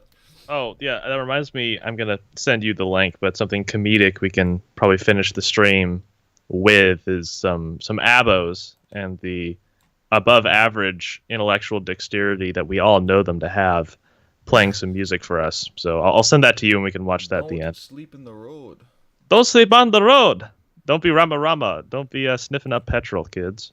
I do have somebody informing me that my Skype notifications are on, so sorry, yes. Not sorry. I'm too much of a 24-year-old boomer to figure out on the fly how to mute my notifications. No, I will next time. in America have earned reparations for their suffering and continue to earn reparations every moment we spend submerged in the systemic. They earn reparations, systemic discrimination. Slaves built this country to the exclusion of everybody else. Not they helped build this country too. No, there weren't any white people. There were only like 5 of them in the whole country, Well, and they only controlled 5 of them all that 4 didn't million. work. Oh, Only 5 yeah. of them that didn't even work. Prejudice, racism, and white supremacy that America was founded with and still has not atoned for. Slaves! Still has not atoned Still for. not. So Okay, 700,000 white men died in a civil war that was in large part related to the slave status of black people. Now, I mean, anybody who's watched my most popular video knows that I don't believe it was caused by slavery. I don't really care. Not relevant to this discussion. Well, But and no, that's not enough. It's not enough that we've got all these welfare programs that are disproportionately utilized by black people. It's not enough that 13% of the population commits 60% of the violent crime at this point in time. Like, no, they still need more. They need the, what was that figure, Victor, that we were looking at on the last stream, I believe it was, with the reparations from California. San Francisco, like San $5 million a Francisco. person, $5 million. That's what they need. That's what will right the ship. People whose great grandfathers weren't even slaves. You know, and the white people in this nation, unfortunately, are largely, or in large part, aren't even related to the people who own slaves. In fact, somebody once brought up that it's much more likely that the average black person is related to a slave owner than the average white person. Oh, God. That's funny. That'd be funny as hell if that was true. But I also wanted to say 2 things. One, there's the very obvious, almost banal point that, said black people wouldn't even be here if we didn't bring them on slave ships and they didn't have their comrades sell them in the first place. But I'm sure if they could pick between the 2, they'd prefer here to there. And then you put that on top of the fact that no one puts up with them as much as we do. Well, and I think the fact that they are here instead of there, because this is a free nation, or at least ostensibly, they have the freedom to travel. I believe that African countries would probably be fairly easy to gain citizenship to, especially somewhere like Liberia. They could, if they so chose, go somewhere else, or even another non-white nation somewhere. But we'll continue on with this video here. Oh yeah, Blaine Morgan says Gibbs. Yeah, Gibbs me dat for free. That's about the extent to which the political discourse in the black community. And yes, that was in fact floppy disks around that retarded tranny's neck. I'm not sure what that was about. I don't know why, but. It's quirky. Just deal with it, friend. Yeah, just deal with it. Whereas watch together. Country. Not only field hands, but carpenters, masons, blacksmiths, musicians, was that a white person? That looks white. He looks Masons, white. I'm glad that's the only. Yeah. What the? I don't know. That could be misconstrued as a. It could or it couldn't. Yeah, the hair is ambiguous. Okay. It's musicians, inventors, build cities. Hold on, not to belabor the point, but he's got the eyebrow ridge, the white eyebrow ridge. Oh, I see. I didn't know that was a distinctive feature. Yeah, among some. I don't know. Like, you don't get eyebrows like. Maybe that's just me that thinks of it like that. Chat can be the deciders of that. Oh, okay. Is this a white man? And yeah. No, you one. can't say mulatto. One drop. He's either black or he's not. Yes. 0 for white, 1 for black. It's musicians, inventors, build cities from Jamestown to New Orleans to Banneker, Washington. 40 acres and a mule. We'll take the 40 acres, keep the mule. We made your family's rent. I don't understand what the point was there, too. We'll take the 40 acres, but you keep the mule. I don't think they realize what a self-own that is. They just want Gibbs. You keep the instrument by which we would make this land useful. Through. Oh, God. Oh, what God. did they mean by this? Chat, what did they mean by this? They clearly don't know what the mule is for, I suppose. That's actually that's a very unintentional self-own. That's funny as hell. Like, I didn't even know that. Maybe I'm just a dumb cracker as well. Just some hick from Utah. But that's interesting that they apparently didn't make the connection that it turns out the mule is used for something with the 40 acres of land. I feel like they're alluding to something there, like you keep the mule. I don't know. Maybe maybe the superior logic of the black folks is just far beyond my comprehension. My own poor white comprehension. Oh, so we got 2 votes in the chat, both saying black, the blacksmith. You didn't make Jamestown. Yeah. True. Yeah, I guess he is black. We will acquiesce. I don't know. Something about his physique looked white to me. It did. That's the impression I got. But we must defer to the will of the people. The Southern plantation heirs to the Northern bankers to the New England ship owners. Who owned those ships? Who are the bankers? I'm sure they were very white. Their names did not echo in the slightest. No, they... fathers, former presidents, current senators, the Illuminati, the New World Order, slaves built this country. We had Tubman, Turner, Frederick D. Then they say Lincoln freed the slaves. But slaves were men. And women. And that was just a complete non sequitur. Men and the women. Like, what? They say Lincoln freed the slaves, but we were was men and women. We was men and women, y'all. That's what we call Afro logic. Afrocentric logic. And only we can free ourselves. Well, clearly not. Clearly not, because while there were a handful of slave uprisings, they were all put down. At least here in the United States, you didn't free yourselves. And that's the other thing that just really pisses me off, is the institution of slavery has existed since the dawn of fucking time. Human beings have done that to one another, and it's only white people that stopped the slave trade. They're the ones who put an end to it. Slavery would still exist if not for the white man. And you want to know something? The slaves here in the United States were treated far better than slaves everywhere else. And if you want to challenge me on that, ask yourself why the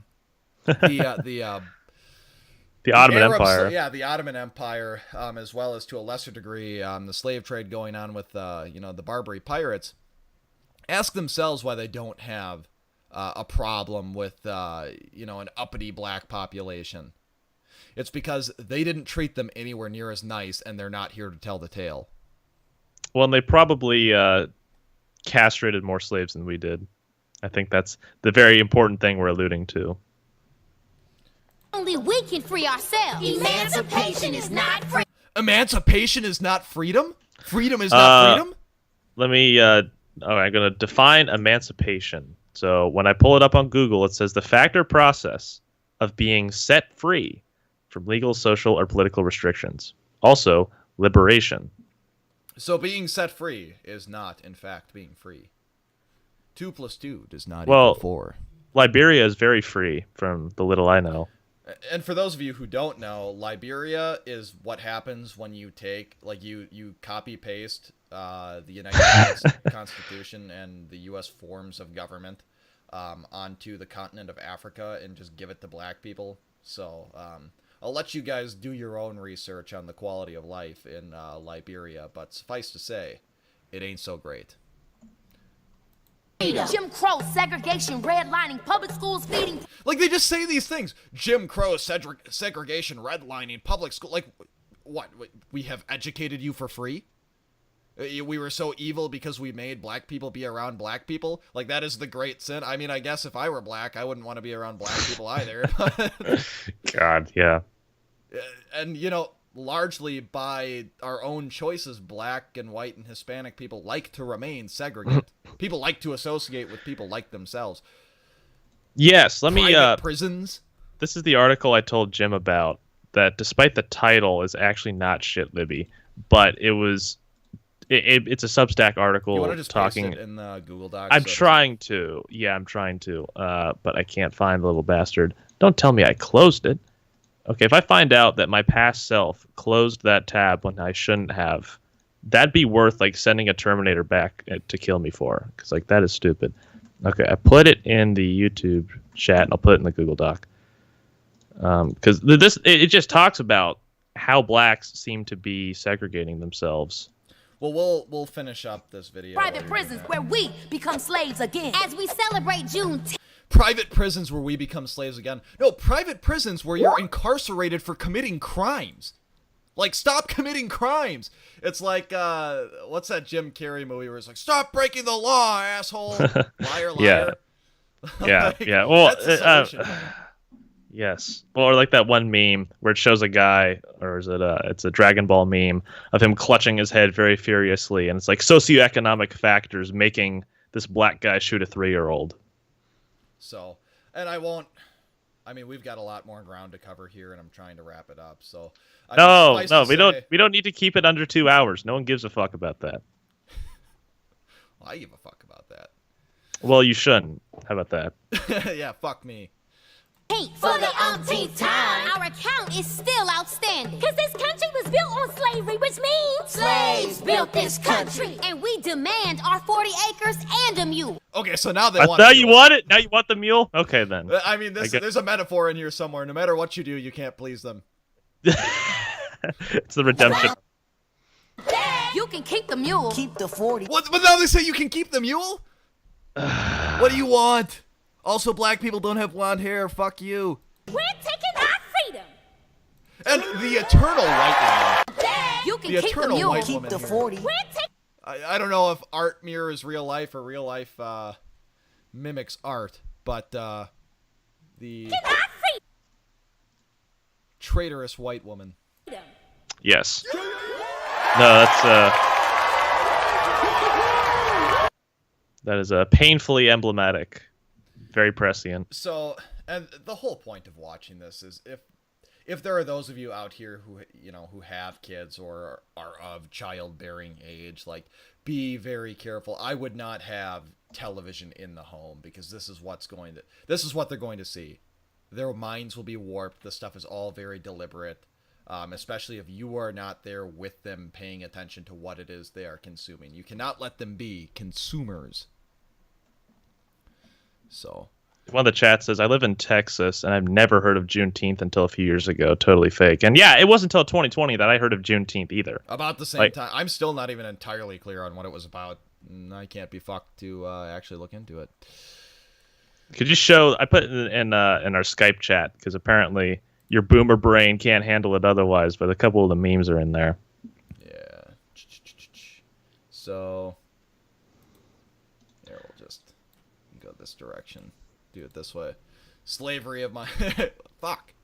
Slavery of my people built this nation. Everything is made out of cotton. Women with a time machine. Men with a time machine. I turn that fucking slave ship around. You have no idea what you are bringing here. Move along, Goy. I know exactly what I'm doing. So.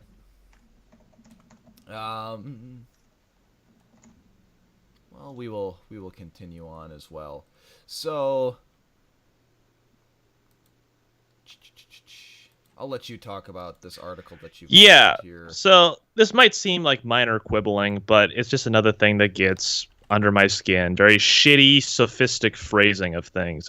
I see it as instructive as to how we can learn how sophistry is used by our enemies to redefine narratives. In other words, people being slippery and shitty about the way they talk about things. So this is a New York Magazine article from 9 days ago, written by Jonathan Chait. Now, he's an interesting dude because Jonathan Chait is heterodox on some things, but also like super partisan hack shit libby on other things, which makes him essentially insufferable. Like the worst case of Trump's derangement syndrome there is. Yeah, go to Control F for when James Comey. Way ahead of you, brother. Oh, dang, you already did. My bad. Okay. So there's this stray sentence in here, and I encourage people to read the whole article because it's not that bad. But when he says, when James Comey decided not to prosecute Hillary Clinton for her use of a private email account, he did not deny that she'd violated the law. Well, now, hold on, because when I go to the Wikipedia page for what the whole Hillary Clinton email controversy was, like one of the first sentences is, during her tenure as U.S. Secretary of State, Hillary Clinton drew controversy by using a private email server for official public communications rather than using official State Department email accounts maintained on federal servers. And I think the idea that he's trying to plant in the mind of the unsuspecting reader is that, oh, Hillary, I mean, I've been there too. She forgot to log out of her Gmail account and, decided to shoot off an email from her phone. Whoopsie. Yes. No, that is not at all what happened. That is not at all what happened. And it's trying to, by contrast, make what Trump did look way worse. Way worse. I mean, it's one of those things where if you were to try to pin him on, I wonder if he'd stoop to going as low as saying, well, it's true, isn't it? Like, there's nothing wrong with what I said. It's like, well, that's not the problem. There's such thing as a half-truth, you dipshit. Right? The famous example that used to be on the Wikipedia page was that if you say, oh, well, you can't have that guy take care of your children. I saw him smack a child with his open hand. And the context was that he was slapping a kid in the back to stop him from choking, right? It's technically true, everything I said. I don't know why you're having such a problem with what I'm saying. It's like, you dipshit, you left out the information that totally changes the complexion of what you said. Because, what he's insinuating, or what he's trying to do, is place in the mind of someone unsuspecting that it was all over just this private email account she had, when he didn't even mention the server that it was all about, which you told me when we went over this a couple days ago, she was grossly, pathetically negligent about, for someone who's supposedly the Secretary of State. And, I mean, as an aside, it's like, I don't know why you would want somebody in these positions of power who is so cavalier about the national security of the United States. And that's assuming that they actually give a damn about the United States, or are not already bought and paid for by some institution or another, so. But that was really wrapping up the Shitlib report, I believe. Yeah, so that went on way longer than our other reports, and this was something that occurred to us earlier in the week. We're like, man, we got a lot of stuff for the Shitlib report, and Jim was like, yeah, it's the easiest one to do, because they're always doing stupid shit, and it's everywhere. And it's like, the issues we have with boomer cons and neocons and libertarians and such, it's more of a constructive criticism because we want to help them. These are people who are on our side, they just don't know it, and we're trying to help them get to that point. Well, boomer cons are more on our side. Neocons, not exactly. Depending on the exact persuasion of neocon. Yes. Because I would have considered myself a neocon at one point in time. Proudly so. Sure. So. But moving on to said neocon report. Let's go. All right.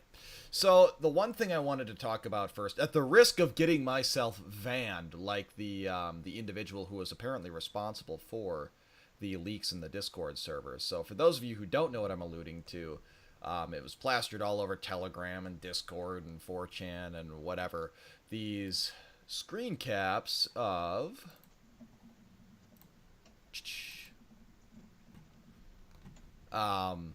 intelligence reports from Ukraine dated 1st of March 2023. So they outline casualty numbers and troop dispositions and things of that nature. So, and I'm not going to go over them in much detail because, again, I don't really trust the numbers, and even they themselves do not trust the numbers. They say in this report, we have low confidence in Russian and Ukrainian attrition rates because of potential bias in UKR information sharing. So they arrested the individual in the Air National Guard, which says something. They arrested him for leaking this information. So if you're in the Air National Guard, chances are you're probably not privy to the most meaningful data.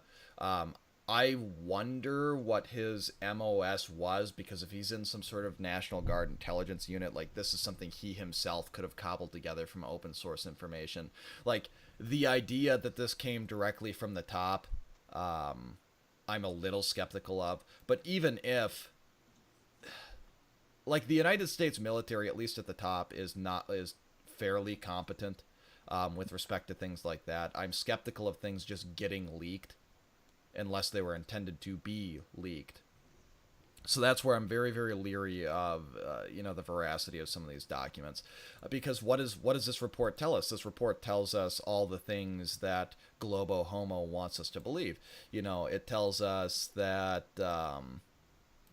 let me see here if I can find the page with the casualty numbers. It tells us that the Russian Federation has lost more tanks than they ever possessed. And if you want, sort of a source on that claim, you can go look through my Twitter. There's not a ton of tweets. I've tweeted about that a few times, where per the Institute for the Study of War, far before this conflict was initiated, the Russian Federation did not have nearly this many tanks in inventory. I'm sure there's some Russian general somewhere wishing he had this many tanks to lose. Same thing with APCs and artillery. So this could have been leaked deliberately to further cement the narrative that the Russian Federation is losing, NATO is coming out on top. I don't know. I'm inherently skeptical. And the fact that it came from a guy in the National Guard further tells me that this probably is not the most up-to-date information. And even if it was a month old, and it's not telling us anything super interesting either. Another piece of this intelligence report is, in springtime, the ground isn't muddy or frozen anymore, and that's when they're going to launch an offensive. Holy shit, that should have been classified. Well, I can't believe that got out. Yeah, top secret, and that's not there are only 3 levels of classification for documents of this nature. It's not that hard to get a top secret clearance. David Mason said, which Air National Guard unit in what state? That's my question. I don't know, because it was kind of breaking news I was seeing as I got off work and was sort of preparing for the show. You guys would be able to find out a little easier than me. You could probably pull that up, Victor. And yeah, because they caught the bastard now, apparently. The guy yeah, did they sent a SWAT team to his house and shit posting in Discord. FBI, open up! Yeah. So, ladies and gentlemen, we got him. We got him. Woo! Yeah. But yeah, I glowies can be incompetent from time to time, but generally things don't get leaked unless they want it to get leaked. So just be leery of it. I wonder if I can. Oh, so the guy was Jack Teixeira, a 21-year-old dude, member of the Massachusetts Air National Guard. So I don't think it's going to tell us a unit specifically yet. It's kind of too new. But I want to say he was some, just looking at his chest candy, his awards and stuff like that. His ribbons, rather. It doesn't look like he was anybody of any particular import, so. But he was someone in the National Guard. Just don't make much. Massachusetts. Don't make too much out of nothing with this sort of thing, and always be very, very skeptical of leaks, especially from glowies and in discords. So yeah, and there's a Jimmy Dore video I'll put in the chat as well that says, "Are the leaked Pentagon documents a CIA scam?" Yeah. I mean that would be good information to provide. So. Oh, now I got someone saying, "Did it end?" Thanks for the link. Did the stream end? But it's still going on, isn't it? Hopefully it's not ending. Or am I just delusional? Is David Mason a disinformation agent? It says I'm live. Okay, yeah, it still says live. David Mason is a Russian bot, confirmed.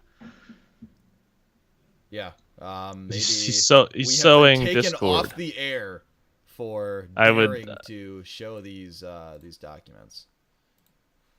Now the SWAT van is going to be outside my house, and you'll see old Jim Dewey's face on the news. Oh, he says, "Oh, my bad. I went back. My fault." That's what David Mason said. Well, thank you for restoring our sanity. Yeah. Much appreciated. Cows did that to me earlier this stream. He sent me a gilded message asking me if I was streaming, and I don't know, gave me a mini heart attack, especially because I know such an incident happened at the outset of this particular stream. God. Yeah. But now, we got a little more to go in the neocon report. Is that right? Yeah, so I just wanted to talk about the naval drills and China. Yes, World War III. World War III. I have a lot of information put together on this, and I won't belabor it here. I mean, we could dedicate an entire stream to this sort of thing if we were really so inclined, or a video, but just because the Russians finally did it and, did invade Ukraine does not necessarily mean that World War III is on the horizon. This saber rattling between China and the United States has been going on for decades. I remember being a kid and thinking the United States, by the time I had reached manhood, the United States would be at war with China and I was going to find myself fighting in the jungles of the Yunnan province. So, I mean, just understand that, number one, the neocon types who are agitating for war with the Chinese because they believe the United States would come out on top, and they really want to stick it to the communist ching-chongs for some reason, I mean, you're wrong. We can talk things like, oh, the Type 54 and 55 destroyer versus the Arleigh Burke, and we can talk about the newest Chinese aircraft carrier, the Type 3, versus a Nimitz class or Gerald Ford. I'm not going to get into the weeds on that one. I happen to think that some of the newer equipment coming out of Chinese shipyards, for a number of reasons, such as their newest destroyers, are actually more than a match for really our aging vessels like the Arleigh Burke and Ticonderoga class destroyers and cruisers respectively. But let's even grant the United States the favorable disposition of just straight up across the board being better than the Chinese at everything with every piece of equipment. We'll say the Chinese have like an 80% efficacy rating when compared to the United States Navy, United States Marine Corps, United States Army. Something I'm skeptical of, but we'll just grant that for the sake of argument. Even if, in terms of sheer tonnage, which does not necessarily equate to naval efficacy because a lot of our tonnage is tied up in aircraft carriers, which that's inherently an offensive weapon. Those are ships you develop when you intend to wage wars very, very far from home because it's a mobile airbase and you've got nowhere to put your aircraft. That doesn't mean that you're going to be able to mass that fleet at a moment's notice to challenge, a Chinese invasion of Taiwan. So at any given point in time, you're looking at a carrier strike group, maybe two, supported by what they call a MU, a Marine Expeditionary Unit. So one of those mini aircraft carriers, not to use super technical parlance. You guys understand what I'm talking about. And probably about a brigade-sized element of Marines. I mean, if what happened in Russia is anything to sort of go by, or what happened the last time we got into it with the Chinese in Korea, we're not going to have much in the way of an advanced warning of an invasion. The United States Army, if you haven't watched my video on the subject, I'd recommend it. But the United States Army missed, well, the CIA in particular, missed 400,000 Chinamen crossing the Yalu River from China into North Korea across a bridge 10 meters wide. And that's pretty difficult to do. So the idea that we would have 2 weeks or a month notice necessary to actually start mobilizing a fleet and, recalling sailors from, their liberty, their passes, and, steaming towards Taiwan, if we were even so inclined to defend it, steaming towards Taiwan, it's going to be over before we get there. So what are we going to do? Is the United States Army, are we going to try and drop on Taiwan? Are we going to jump over contested airspace? No, that's retarded. Are the Marines going to die on the beaches of Taiwan trying to establish, an airbase or a beachhead and capture an airbase the United States Army can land? No, probably not. And that even presupposes that the Chinese are inclined to invade, because they could just as easily blockade the island and the Taiwanese would starve. So, and that would be that. So don't make much ado about nothing. And don't sort of wish for a war that the United States is going to lose. And if you doubt me on that, I mean, the RAND Corporation has done studies on this. The Pentagon, though they haven't released them because they are classified, has said in statements that it would not be a favorable outcome for the United States in this situation. The only one who seems to think that the United States stands a chance of coming out on top, so to speak, is CSIS, and even then they've got some ridiculous presuppositions, like the United States has at least a 2-week notice. They have access to airfields in Japan, and a couple of other things that just are ridiculous on their face. And even still, the United States loses 2 aircraft carriers, a bunch of vessels, and tens of thousands of men, which is not something that, even if we take this at face value, we assume this is true, we assume that CSIS is right, I don't think that the United States has the stomach for such a war.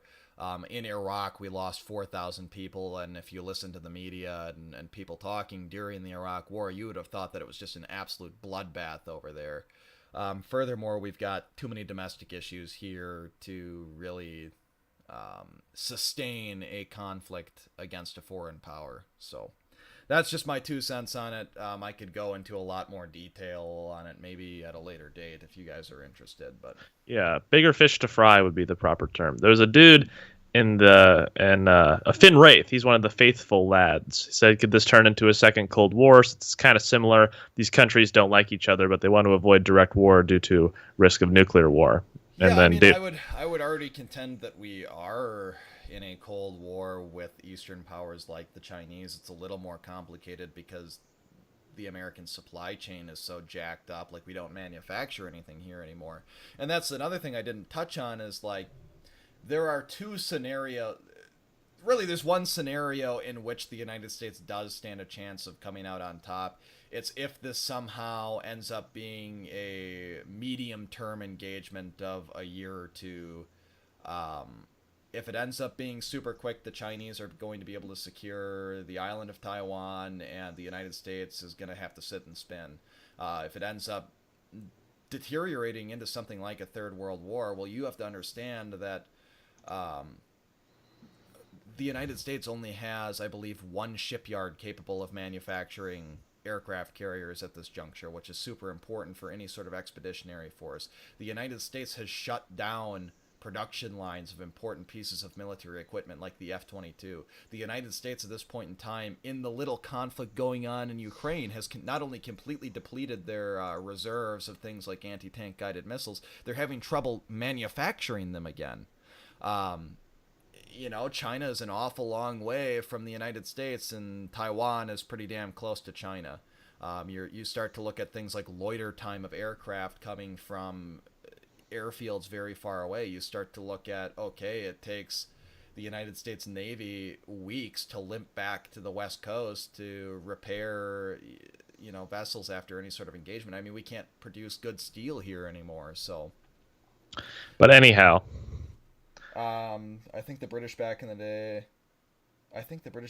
we have a big navy, but it is spread thin. Yeah, similar. Yeah, I think the British Navy was better equipped to handle their global responsibilities at the height of their power than the United States is currently. We lack the manufacturing base for prolonged warfare. Yeah, that's a correct assessment. Especially when nobody here can into manufacturing. So this could be a stream for another time. Just again, the bottom line up front is don't buy into it. Like, it's almost never actually happening. So I see. Don't buy into it. So moving on. Continuing on to the BoomerCon report. The BoomerCon report. Yes. Which I seem to have misplaced. Did you ever make one? Maybe not. Maybe you didn't. Well, too bad. You're gonna look at whatever I've got up now then. Yeah, the Donald Trump Jr. for the Trump sycophants, or the Trump family sycophants, the people who are true believers. If you doubt what I say, when I say things like 15 years from now, conservatives will be on board with all this stuff. Let's just listen to old Donald Trump Jr. on the tranny question. If you're an adult and you want to be trans and you do it, great. Yeah. If you're happy. If you're an adult and you want to be trans, great. You're productive. I actually Forcing it don't on give the a shit. kids Like, is I'm fairly that's the liberal on crazy the part. issue.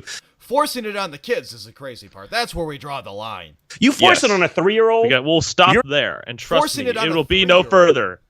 He doesn't even say, like, I would be less concerned if he was like forcing it on a 17-year-old. That's absurd. But no, he's forcing it on a 3-year-old. Like that's a what's low absurd to have bar in his mind. Yeah, it's true. That's pretty low in terms of age. It would have been more assuring if you said on a 13-year-old, but no, a 3-year-old. That's when things get crazy. And here he brags about having trans friends. Apparently, we'll listen to him. Oh, God. Like me, like I have trans friends. I don't care what they do as an adult. I have trans friends. I don't care what they do as an adult. Now, I sincerely doubt that this man, who seems to be fairly neurotypical, is actually associating with transvestites. I think that's the old, but I have a black friend trope from 30 years ago. Mm-hmm. When those boomer types probably had never seen a black person in real life.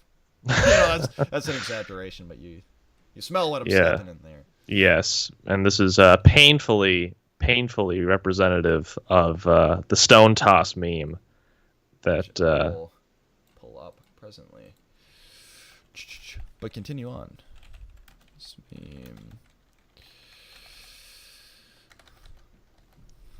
You have to type it up to find it? Yep. I could try to resend the picture I sent you. I should have just done that. That's what I should have done. It's just because I can't, I don't know, it's difficult to articulate, but it's not... I don't want to, be showing our Skype chat all the time. Oh, sure, right. I guess you could download the image. So it's already up on my screen. The Democrats are the real racists. Neo-Leninists are the real transphobes. And, the slippery slope is very, very real. I rue the day when this comes true. Then... So, Israel. We debated which section to put this in, whether the Neocon report or the Boomercon report, because both have a very, very almost fetishistically concerning love for Israel. At least with neocons, you can kind of understand because they usually have a certain heritage-based connection to a land like that. But with Boomercons, I mean, you got the Christian Zionism element to it, I suppose. But I mean, that can't explain all of it. I mean, it is. And this is someone who used to be, right? Both Jim and I, in our neocon hawk days, were also big-time Zionists, weren't we?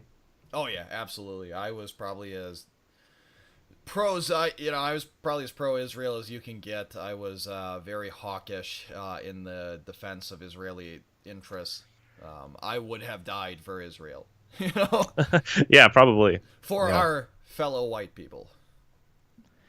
And so this is just an interesting little blip I found from a week ago where Israel's police commissioner, Kobi Shabtai, said in a conversation, this is someone else saying, one murder after another, it's crossed a line. We need a strong National Guard.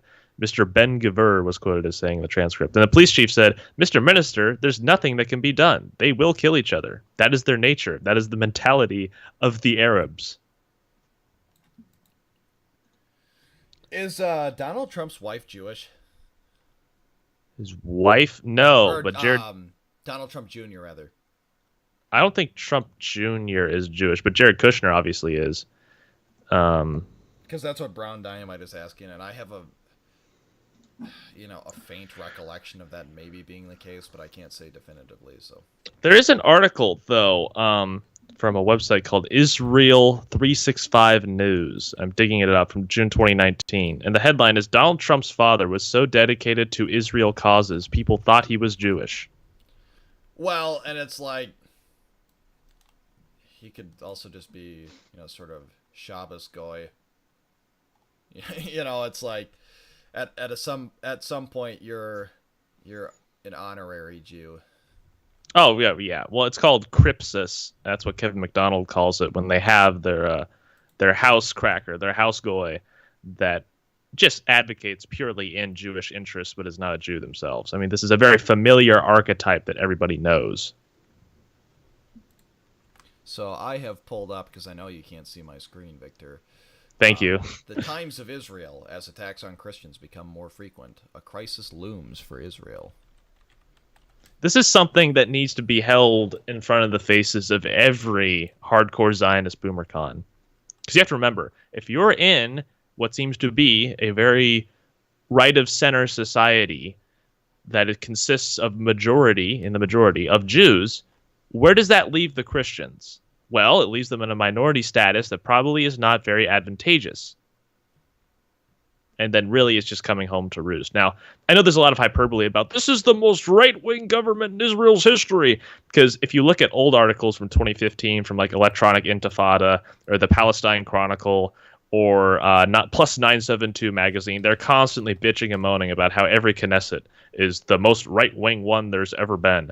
But at some point, there's some merit to that, where the more right-wing you get, you tend to be a little more in-groupy, especially if you're Jewish. So where does that leave the out-group Christians? It leaves them in a gutter, charitably speaking. And there was another article, too. We don't even have to get to it, but it was from the Associated Press, I believe, about how, Christians, if you just look historically, like I went down a rabbit hole a few nights ago about all the vandalism of the churches that goes on. And there's this like morbidly funny as shit article about like this phenomenon of Christians getting spat on in Israel. Like, why is that a thing? Why is that at all a thing? Well, and David Mason says here, if the Jewish individuals get a state, then the Christians should get a state as well. Well, and I would agree with that, but I don't think that the Israelis would. They're not friends to us fellow white people. Certainly not to us fellow Christians. And that's what the United States was intended to be. I mean, yeah, freedom of religion, but that was more so aimed at not having some sort of theocracy here.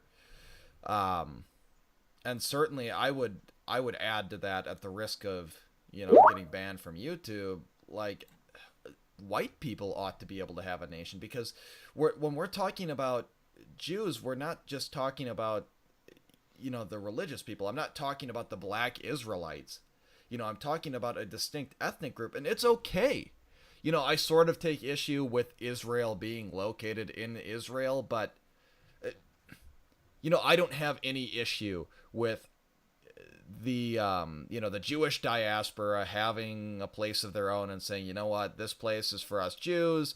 It's going to be a Jewish ethnically and religiously. It's going to be a Jewish nation. Nobody else is allowed. That's fine.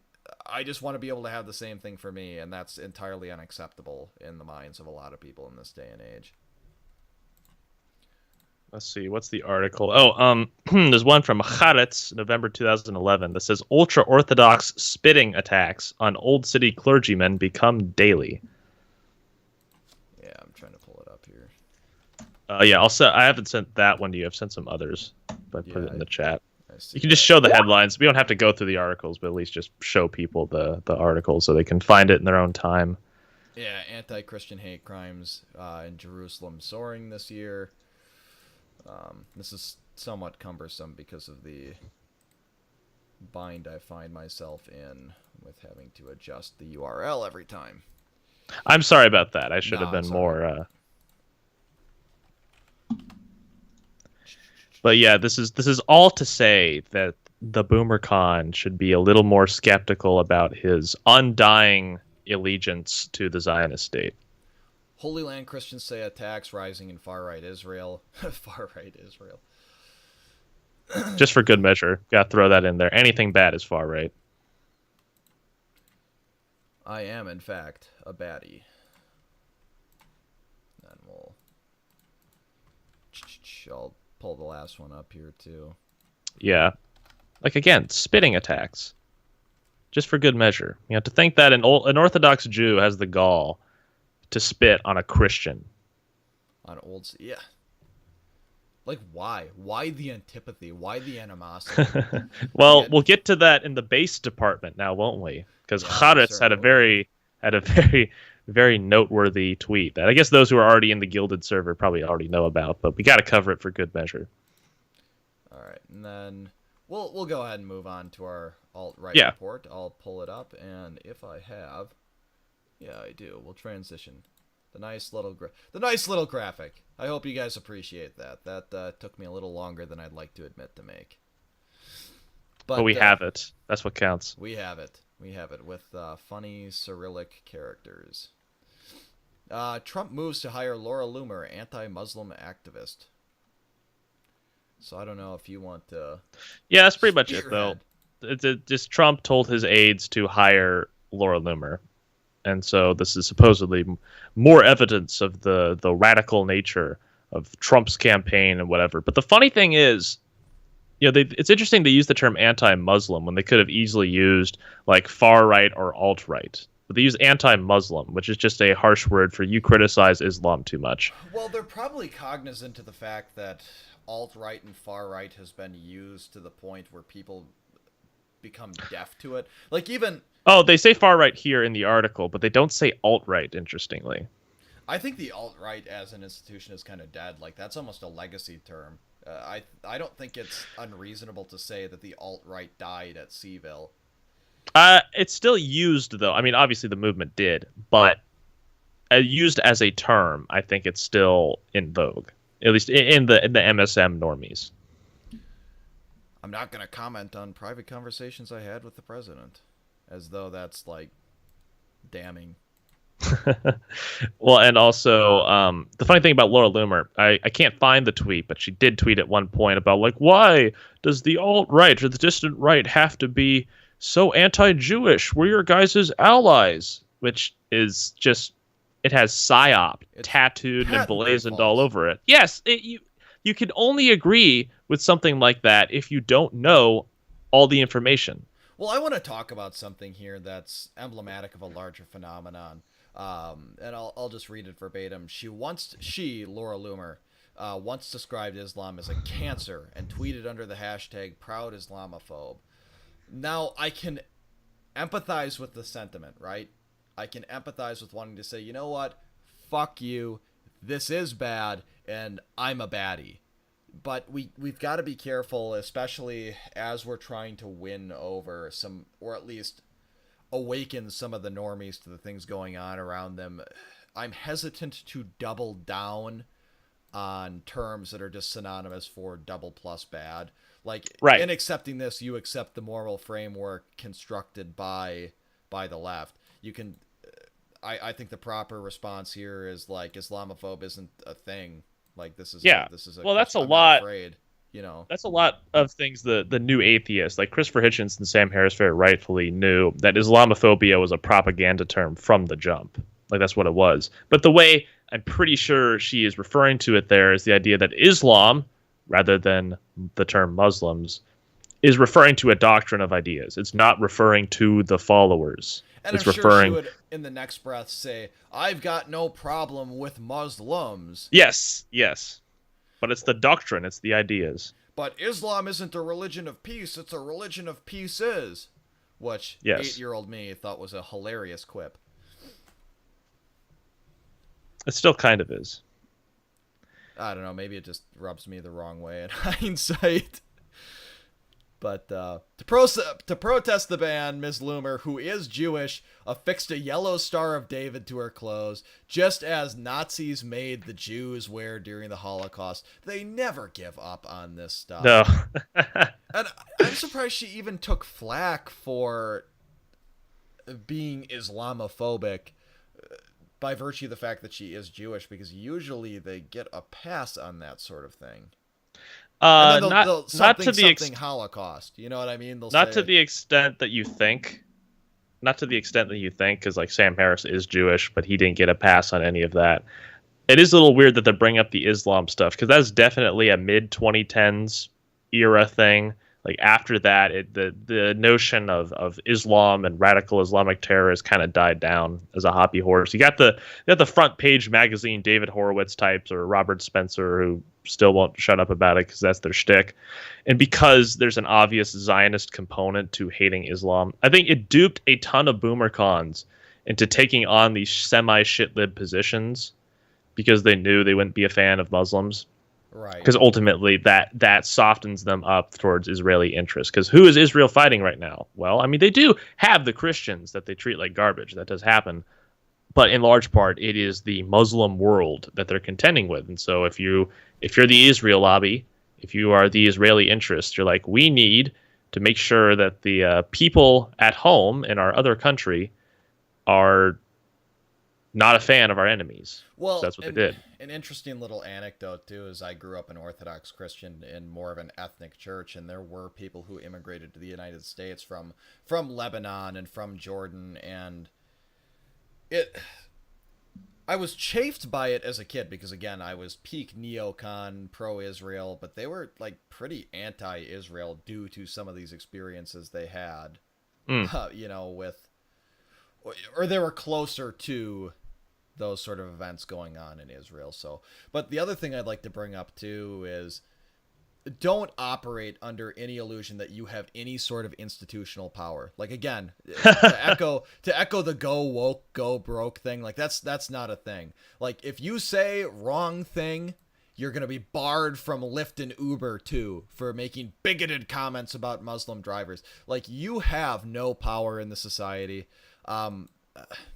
Again, I think I'm sort of unique on the dissident right because I am very anti a violent solution, but I also in the same breath will say I don't think that there is. You're not going to vote your way out of this one. Well, what do I mean? I mean establishing parallel communities and trying to seize local institutions, the last vestiges of the institutions of power that exist, so local governments, and from there telling, in the same way that the left has done to us on items like immigration and to a lesser degree like marijuana, just telling, larger authorities to get bent and dare them to do something about it. I think that that's a more reasonable path forward. But yeah, we do not have institutions of power. Someone asked me, are you pro-white nationalism? Yes, I'm pro-white nationalism, Miss Loomer said. But there's a difference between white nationalism and white supremacy, right? There is, technically. Yeah. That seems too based. I'm skeptical.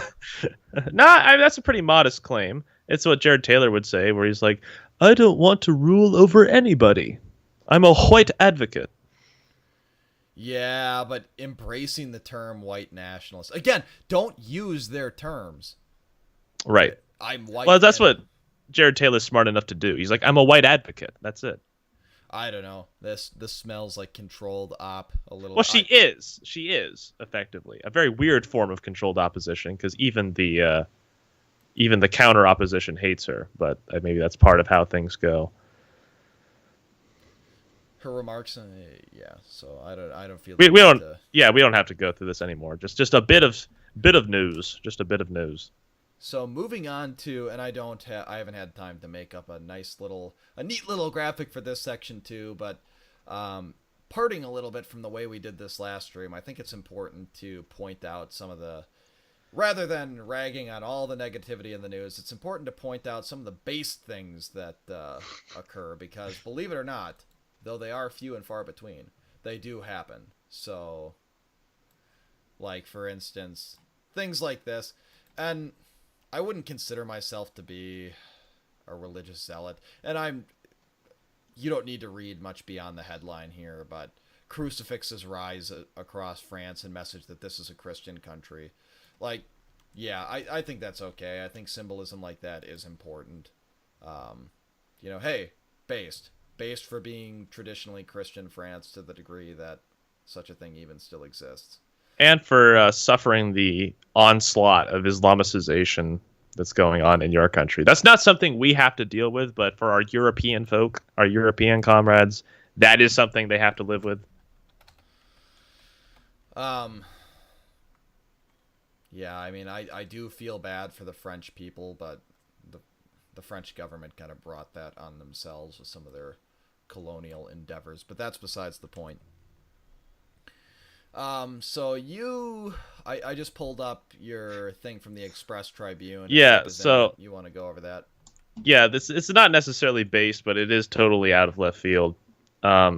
This dude, he's the leader of the Pakistan People's Party, Nabil Gabul, and this party, according to Wikipedia, is like a center-left party, so it's not like some sort of herbidur, evil far-righters. But he just said that there's an English proverb which reads, if rape is imminent, just enjoy it. Now, neither of us are Englishmen. I don't know if there's any Englishmen in the chat. But as far as I can tell, in the English language, there is not a proverb like that. I grew up speaking English, and I have not heard that. As an English speaker, I don't know what this guy's talking about. I'm not even seeing that. Maybe I just didn't scroll down far enough. But yeah, I don't know. Foreigners are weird. I know. So this one. Yes. Now this is the haymaker of the day. Yeah, this is one I found, and I could not believe my eyes. Oh no. What? Is this what I was thinking it was? No, this one must not be. Where was the one I sent you? I don't think this is a correct archive link, where it was like Israel's ruler has created a new Judaism. It was a tweet. Notice how I got the tweet that's hyperlinked as well. Okay, yeah, that's what I wanted to show.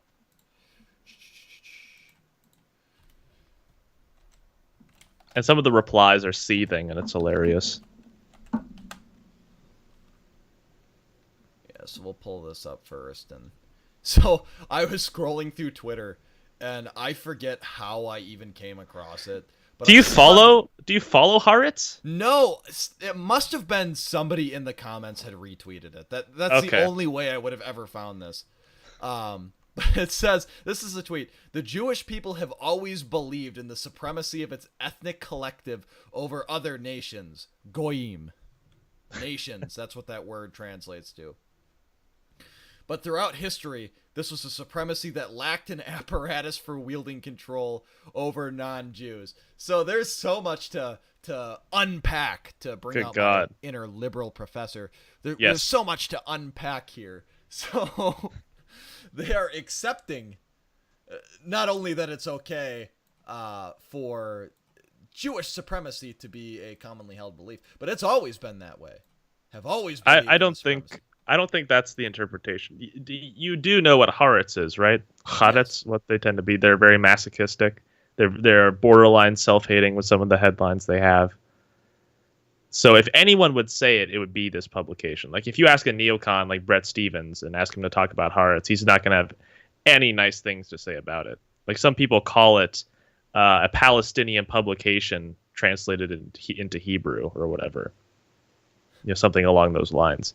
So yes, Haaretz is like probably the only publication that would blow the whistle on this sort of attitude or mentality.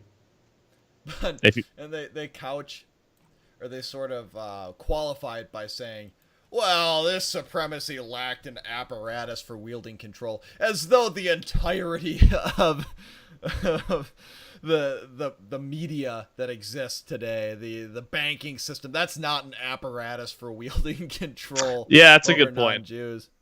Hey, one step at a time. Maybe they'll have an article on that. Well, it is funny because I found this one article in Tablet Magazine from December 2013.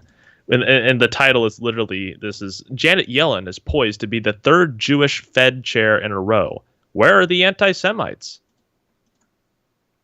Is that something you linked? I'm sorry. I'm going to link it in the chat to you. I just went to my document, but I'll send it to you as well. And I mean, honestly, it goes back to the Mike Enoch quote, where it's like, I didn't start reading Jewish-only publications until I was an anti-Semite.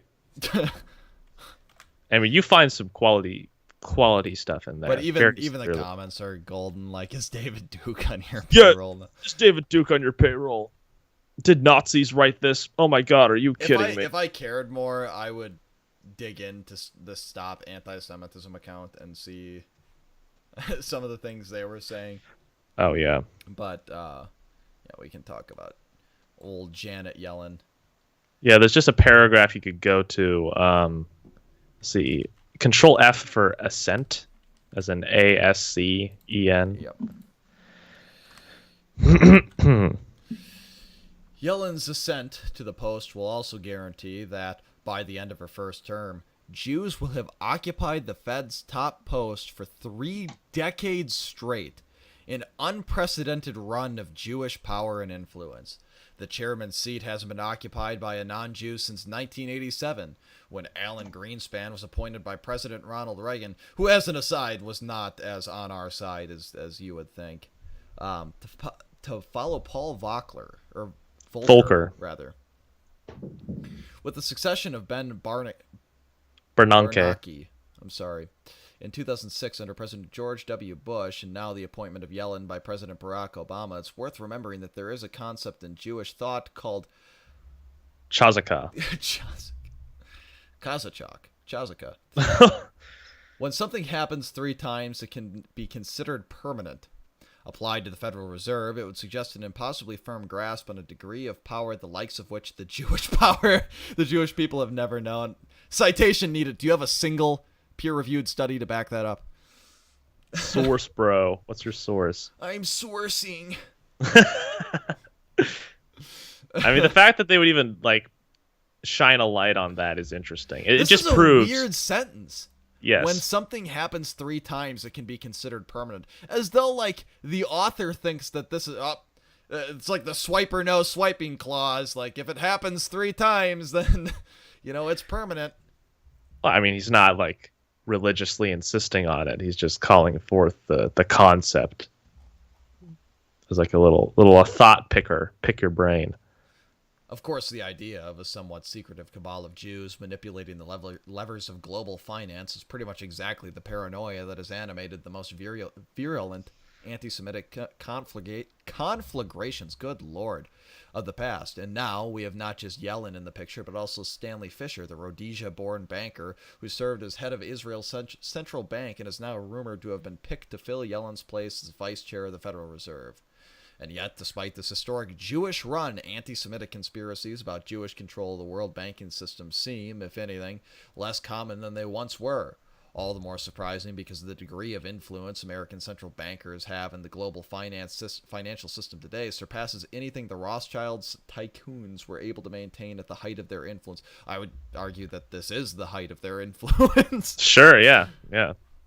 So, yeah, I mean, they chalk it up to things like paranoia, that people could have these anti-Semitic conspiracy theories, completely uninformed by their behavior, right? It was some demonic force or some mental illness just decided to put in our brains, Jim, that Jews are bad for these reasons. And it seems to be the same reasons wherever you go, whether it's fomenting wars or whether it's controlling the banks or controlling the money supply. Some demon out to get them is just putting it in our brains to think this way. You had me cracking up earlier on stream. I forget exactly what you said verbatim, but you're like 109 reasons. Yeah, at least 109 reasons. Yeah. That had me. That was good. So moving on to the Trump indictment stuff, I feel like you have more to say on this than I do because I do. Just to put my my opinion out there first. I think that this sort of stuff is all kabuki theater. I don't think that Trump was ever on our side. I think the idea that there's anything more than a uniparty at this juncture is kind of silly. So when stuff like this happens, it's similar to paying attention to elections in this day and age for me too. It's like, why even bother? It's all fake and gay anyway, not to sound like a nihilist, but go ahead, Victor. Yeah, Cliff's notes, nothing is really going to happen with this. The farthest it could go, and this is something Alan Dershowitz said, is that you'll have an unsympathetic New York jury who won't like him, and then maybe they'll appeal it, and then maybe it'll be some shitty district judge, and maybe it could go to the Supreme Court even, and maybe we'll get this zoo or this circus of news about it. But it's like nothing is going to happen to Trump at the end of any of this. Well, and it seems as though, and correct me if I'm wrong, because I'm certain you're more familiar with this than I am.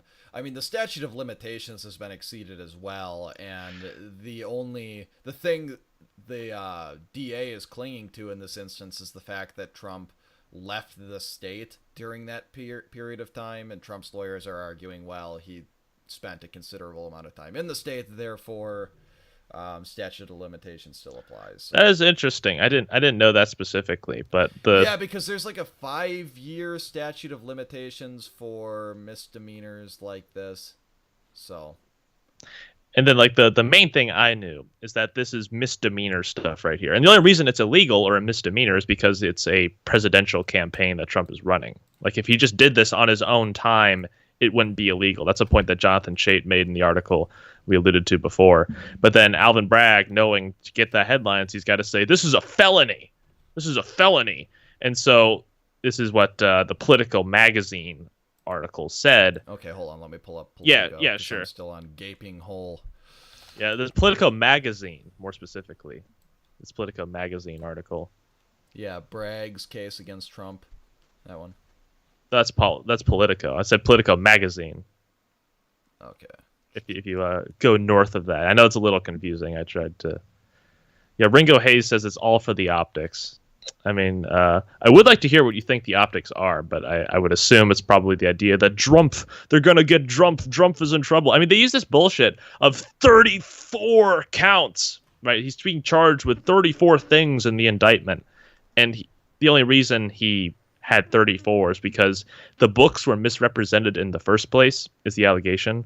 And so since that fact or that misrepresentation was reproduced like 34 different times or through like 34 different, books or whatever, that's how he bumped up the number of charges. Well, and for people who aren't really familiar with the legal process, it's not uncommon for them to just, when they're charging you, to just throw the fucking book at you, and every little thing you did is a separate count. We, when I was a kid, we had a police liaison at our school because, of course, I lived in a diverse area, or at least diverse. And he was talking to, I think it was during like one of those DARE type presentations, and he was like, yeah, and last week I saw that there was an individual who was using a permanent marker to like put graffiti on stop signs and stuff, and I walked him back his whole route from where he was to the school, and I charged him with a separate count of vandalism for each individual, because apparently he had done this like 40 times on different locations on the way home. That's fairly common. So yeah. I wouldn't balk at 34 charges. Like, that's kind of standard. Like, as Ringo Hayes in the chat would say, that's a purely optical move, because then your uninformed New York Times or Washington Post reader or NPR listeners can be like, oh my God, 34 counts, they got this motherfucker for good. I mean, that'll be the casual inference they want people to have. But if you Control F, or unless you've already found it, 34 hyphen right next to each other. The 34 count indictment of former Yes. president. Donald Trump is 16 pages long, was accompanied by a 12-page statement of facts, but nowhere in those 28 pages did Manhattan District Attorney Alvin Bragg provide the most important information about this high-profile legal case, his legal basis for bringing felony charges against the former president. And he goes on to say, I'm not alone in wondering what the exact other crimes are. That's the author of the article. Since the indictment was released to the public, I've spent hours discussing the indictment with other lawyers, including multiple former Manhattan assistant district attorneys. None of us could determine with certainty what crimes Bragg is using to bump up the misdemeanor counts to felonies. And so I think that's a pretty strong code for he has nothing, but he wants everyone to think that it is a felony. And so what would bump it up to a felony is the fact that it's in conjunction with another crime. Because the actual crime he's trying to pin on Trump is so weak sauce that it wouldn't rise to the level of a felony. Well, and again, I don't know how much of this is slander and how much of this is truth, but this is, again, another reason why I am hesitant to get on board the Trump train and waste any of my time or effort defending this man, because let's not forget too that the allegation here is he had an affair with a porn star, which I don't know, it smacks to me, this smacks of some truth. It could have happened. I don't know that it's even in this particular instance, but this guy was divorced multiple times. Like, he is not the person I want to be the face of my movement, if that makes any sense. Like, he is not morally upright. He was by far, and this is what really got me during the election, is like, of the people who ran during that particular election cycle, he was furthest to the left of the yeah, a lot of people, like my family even, were like on the Ted Cruz train, because Trump was not as right wing as we would have liked. Marco Rubio was also another one. Mm-hmm. So it's like, and part of me wonders if I could go into an alternate timeline, how those people, had they secured, if Marco Rubio or Ted Cruz had managed to secure the nomination, how they would have been portrayed in the media, because obviously they're not white either. So they'll get them anyways, just like they went against the rhino cons like Mitt Romney or John McCain. It doesn't matter. They were pretty nasty to Mitt Romney, but then as soon as he started speaking out against Donald Trump, he's the reasonable. Yes, he's the sensible or John one. McCain. Yeah, the media gave him a tongue bath because Orange Man bad. Yeah, and again, I'm old enough where I remember distinctly John McCain running as well. So it's, I remember how he was treated. So. Well, you are a 35-year-old man, so you were definitely alive then. Sometimes I feel like I'm 60, but no, I'm not 35. I am how do you do, fellow Zoomers? I am 24 years of age. Don't dox yourself, bro. That's some scary shit you're doing. Yeah, well. I'm worried for you. Yeah, I hope they track down every 24-year-old male in Alaska. Oh, Peter Cow says, back, had to buy groceries. Well, I'm glad you're able to make it back. We did miss you, and I hope the groceries you got were very good and hopefully very tasty. I know Jim and I are probably pretty hungry right now. We have an ass ton more of like these excerpts I found from these other articles basically saying this indictment's probably bullshit. It's not a slam dunk by any stretch of the imagination. We don't have to go through them, but I will just link dump into the chat so people can have them in their possession, because I would not want to keep it from faithful and loyal, lovely fans like yourself. That would just be unconscionable. Now, be honest with us. When you were out buying groceries, did you buy Goy Slop? Did you buy the Oreo cookies and the Bud Light? Are you out here eating mac and cheese? I probably will, because being the chap I am, I have that microwavable mini mac and cheese cup. I just have bad childhood memories surrounding the Easy Mac cups. Oh, I see. Yeah, I didn't have those as often. We ate the whole box, you see, for dinner when I was growing up. So I feel like the mac and cheese boxes have gotten way smaller than they used to be. That's entirely possible. I don't remember that, or maybe I just got hungrier, but I don't ever remember eating an entire box of mac and cheese, but I can promise you I would destroy a box of mac and cheese all by myself. You're a grown old man. I'm a growing boy. Hopefully not growing horizontally, though. It's inevitable unless you exercise more. Oh, I get my steps in. Working in the lithium mines. Yeah, the Alaskan lithium mines. You get put into shape. You burn some calories doing that. David Mason says you get the Israeli hummus. Hummus. Okay. Yeah, that is not goy slop, I suppose. That is in fact non-goy slop. Maybe that is better. You are eating like our overlords eat.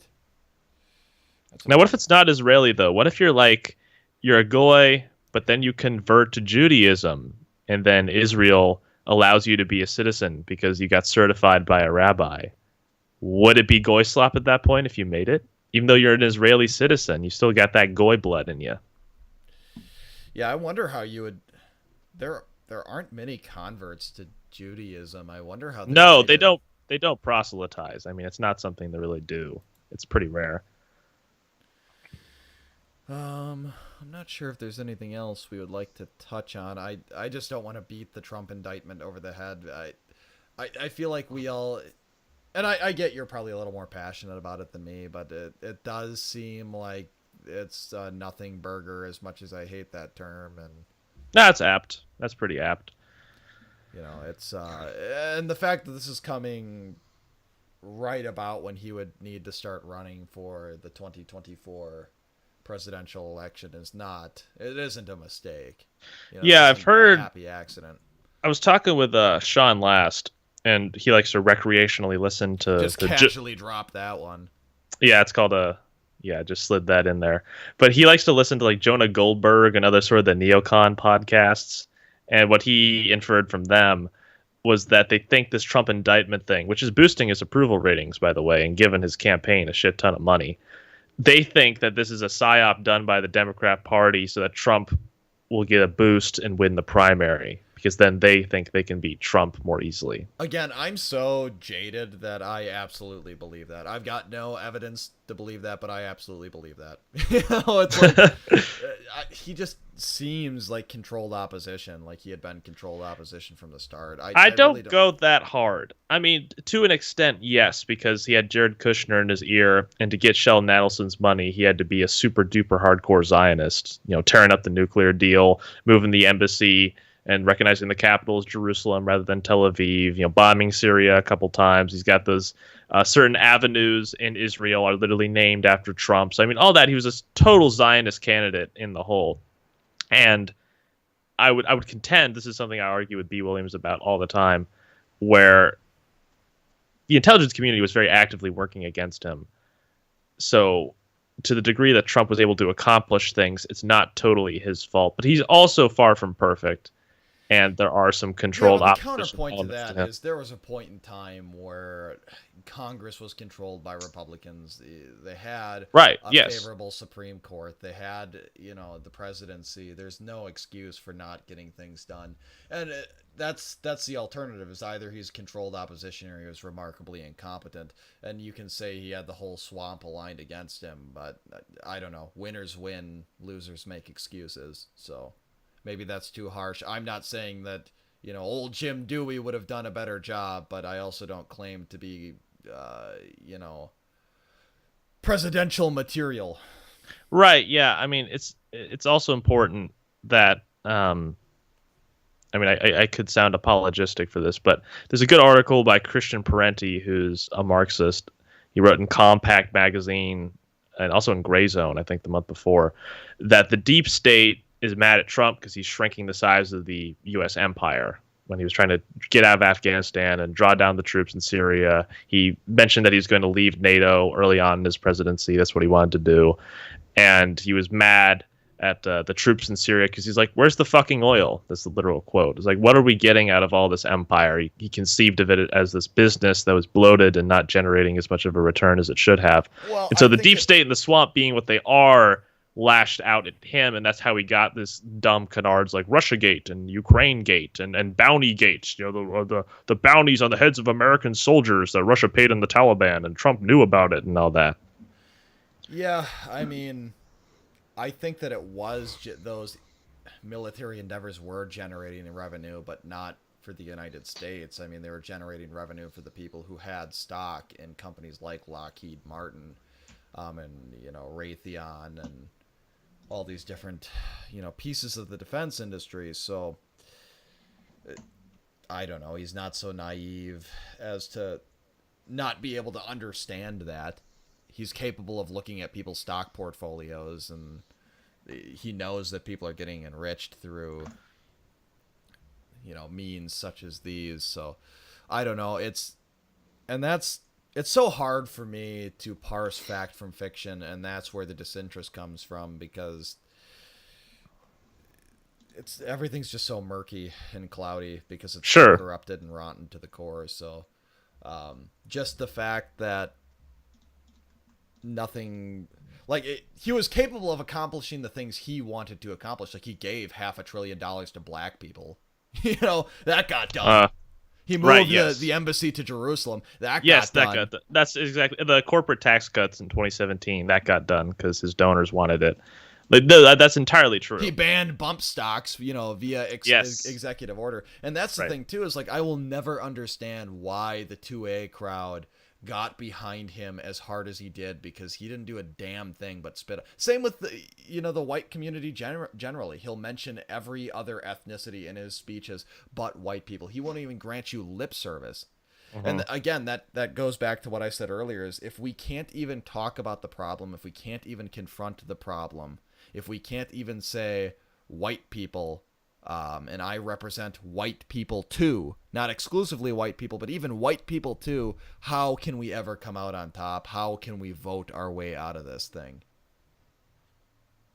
That's true. No, that is what needs to eventually happen. And the fact that Trump's not doing that is not a sign that we're going to win. So, I mean, I do concur. Well, and now that we're more off the cuff, too, because we've sort of reached the end of the several-page document that Victor and I have put together, too, one thing that's sort of been percolating in my mind, and it's another thing that I've got a video like a quarter of the way finished on, is, you know, it's all well and good to do what we've done today, and Victor and I mostly do this not because we think that this is somehow going to affect some sort of meaningful change, but because it genuinely is fun. And we do enjoy engaging with you guys. Like, it's so much fun to me to, you know, talk with people in the chat and you guys make it more fun. You guys make it more fun, without a doubt.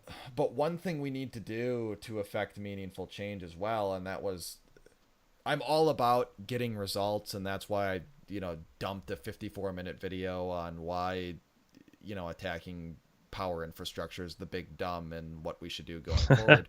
But another thing is we need to start visualizing what our end state looks like. It's okay to point out that, wow, we've got literally retarded trannies. It's okay to point out that, you know, Disney and the new Proud Family is degenerate and you shouldn't let your kids watch it. It's okay to point out, you know, the nonsense that tankies are pulling with respect to current thing going on in Ukraine. But we need to start talking about now what got us to this point.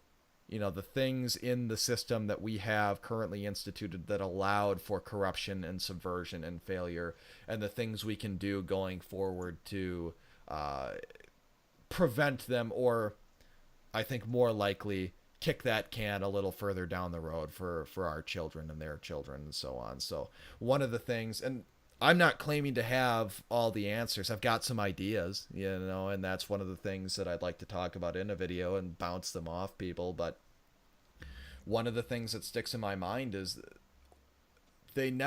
when gross change has come, gross in both senses of the term, you know, it's usually come from legislation from the bench.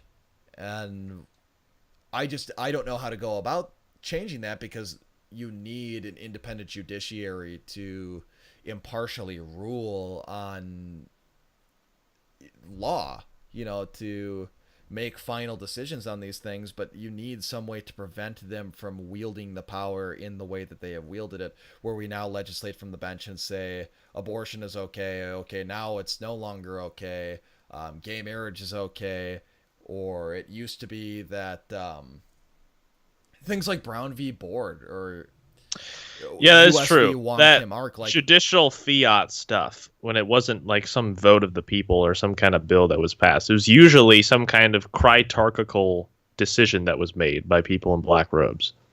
So that's one of those things, or further restricting the vote, because I'm a firm believer. I'm an elitist, but not like an arrogant elitist, if that makes any sense. Like, I don't thumb my nose at the average Joe. I'm not going to run around calling people proles and saying that they shouldn't, you know, be treated with a degree of dignity, but I'm a firm believer that most people out there probably shouldn't be voting. We need to start restricting the vote if it's to be meaningful at all to, you know, net contributors to society. You know, people who are married, people who have children, you know, a vested interest in the future, people who have served their community in one way or another. You know, I would be in favor of even, I wouldn't place the bar terribly high, but I think you should be of at least average intelligence in order to vote. Things like that. Sort of, we can't be, as I'm trying to silence my phone here, we can't just say that our end, you know, the end state here is to just go back to 1776 and Control-C, Control-V, the framework put in place by our founding fathers. That's being a cargo cult. That's cargo cultism. We need to purposefully create something new to try and prevent this shit from ever happening again. Right. So. But other than that, I don't know if you've got anything else you wanted to add, Victor, before we start looking at signing off here. Yeah, I can't think of anything off the top of my head, and maybe that's for a good reason. So, well, just to talk about Alpha 6's comment here, Kennedy being the Dem nominee would be interesting. Do you have any thoughts on that? Oh, that is interesting. Yeah, RFK Jr. You know his significance, though, right? Like why he's well known to the extent that he is. I mean, beyond being a Kennedy? That's it? Okay, well, RFK Jr. is a notorious quote-unquote anti-vaxxer. And in a more literal sense, he probably is, if you believe in the logic of that propaganda term. It's been used a lot these days to smear anyone who questions the efficacy or the necessity of vaccines from COVID or the COVID vaccine mandate. So it's dishonest to use it in that term. This dude's like an OG actual anti-vaxxers. He thinks vaccines do cause autism and the whole bit. So it's not as much of a slur to apply it to him necessarily. But he wrote a book 1 or 2 years ago about the real Dr. Anthony Fauci. I can put an Amazon link in the description, which is like this big ass tome, the ultimate hit job on Saint Dr. Anthony Fauci that I want to get and read at some point, because it's supposed to be a very good book with extensive footnotes and endnotes and all the rest. And naturally, he has been on the front lines of stop this vax COVID bullshit as well, which I think makes him a valuable contributor to the discussion. He's obviously too fringe. I mean, I did see that one poll where he had like 10% of people in support of him for at least within the Democratic Party, or those that were polled. It's interesting. It won't go anywhere. I don't have much to say beyond that. I mean, if he was, I would prefer him over Joe Biden, unironically, because I think a lot of people would be at least more mentally competent than Joe Biden is. Right. Well, touching on the vaccination thing too, we didn't really talk about it today, though I believe we mentioned it at one point or another, how I never would have called it, but a lot of the shit libs are backing off of vaccine mandates, and it seems to be the usefulness of COVID-19 as a political instrument has faded, if not outright vanished. So that's a novel development. Yeah, I guess in terms of they're just not talking about it as much anymore. Because the reality is, despite the retarded Twitter hashtag, like every time I hashtag COVID, there's like a little autofill suggestion of COVID is not over. It's like, it's over. Go fuck yourself.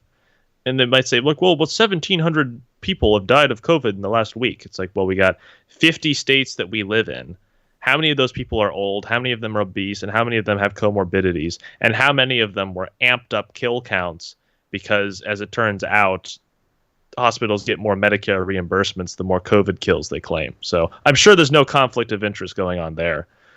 So, right, but despite all that, it's like they say, people don't die of COVID; they die with COVID. COVID. With COVID, yes.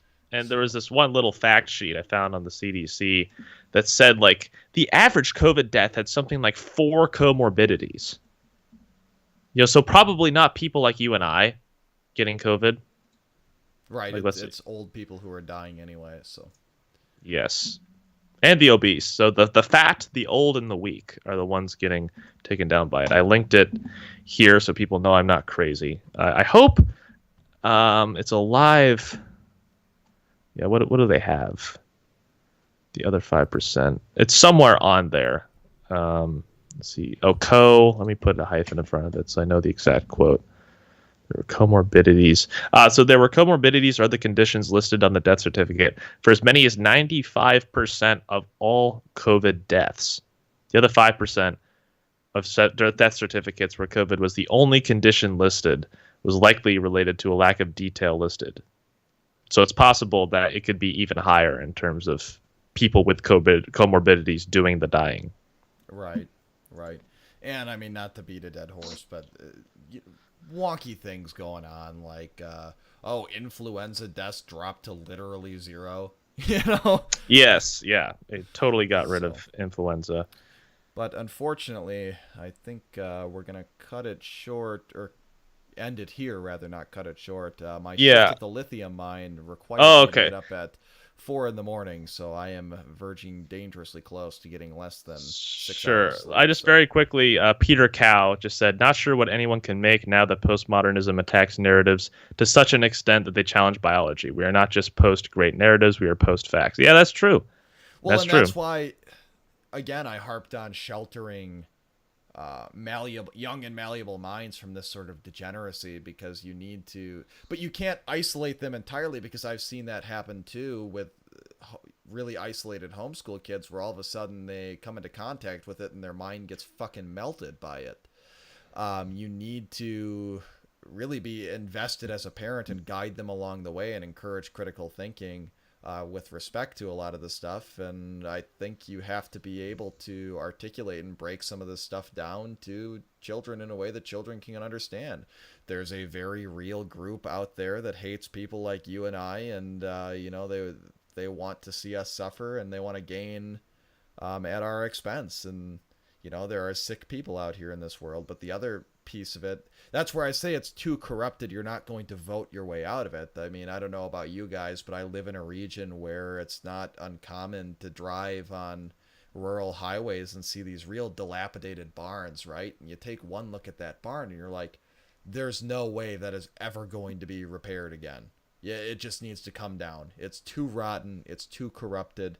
But don't bank on fighting your way out of this. This is not something you want. And if you haven't seen my video, you don't want the Civil War Part 2 Electric Boogaloo. I feel as though I articulate myself pretty well on that point. But we have to start founding these parallel institutions and get involved in your local community. Yeah, I think that there is a degree of usefulness to stuff like this, shit posting online and advancing our narrative that way, but you have to get involved in your community. You have to disengage and disconnect from the powers that be to the degree that you can. I'm talking about everything from running for your local school board, which makes a ton of decisions that impact you directly and impact your children directly, to planting a garden, raising chickens, like things that distance you from the financial apparatus that is used to control you. So autonomize yourself. Exactly. Yeah, it's probably not a word, but it should be. Well, and I'm not saying go full Uncle Teddy and aim to go off grid completely, because you need to be connected with the rest of society to a degree, but start looking that direction and do whatever you can. I think the first thing that you need to do is obviously get yourself in a comfortable financial situation so you can afford to support your family and afford to make hard financial decisions. Like, I remember when OSHA was looking at making the vaccine mandatory, and I was like, I'm not taking this vaccine. And I was looking at my own bank account and I'm like, man, I don't know that I've got enough funding to weather this storm. Right. Yes. And I would have found a way to do it, but I happened to luck out and not have to because it got struck down by the courts. So, and get out of the cities if you're not already out. Like, yes. I'm telling you, things are going to get bad. Like, I would not want to be a white person in the city. And do you really want to bring your children up in that? Do you really want to find your wife in the city? Oh, yeah. Yeah, I don't know. Surely none of the people watching or listening right now are thinking, yeah, that's where I'm going to live. That's where I'm going to find my futures, in a city, in a virtual colony of Mexico. It's easy to get in, or Liberia. It's easy to get in the frame of mind, though, well, I'm just going to do this for the next 3 years until I can save up enough money. Which, if that's your actual plan, yeah, but have a concrete timeline, have an actual plan in place to do the things you need to do to get out, because 2 or 3 years can very quickly turn into, I have spent my entire adult life in this area. So not that I'm really in a position to be preaching to anybody about much of anything, but take it for what it's worth.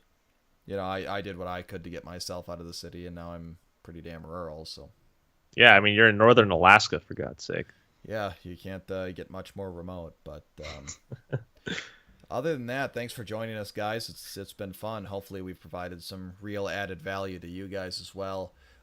Join the Gilded if you haven't already. Yeah, I'll put a link. I'll put another link, even though I think the only people who would be watching are those from the Gilded well, I do have a subscriber base of like Oh, sure. 450 plus people, which is it's sizable. I mean, I'm actually Oh, it quite is. proud of that. There are 450 some odd people who like listening to what we have to say, which is kind of neat. Blaine Morgan says this was a good stream. Yeah. I'm glad you felt that way. I thought so too. See you later, Alpha 6. We're gonna sign off too. So with that, I'm Jim Dewey. This has been Combating the Narrative, and you got anything else to add, Victor? I'm Victor Saxon, and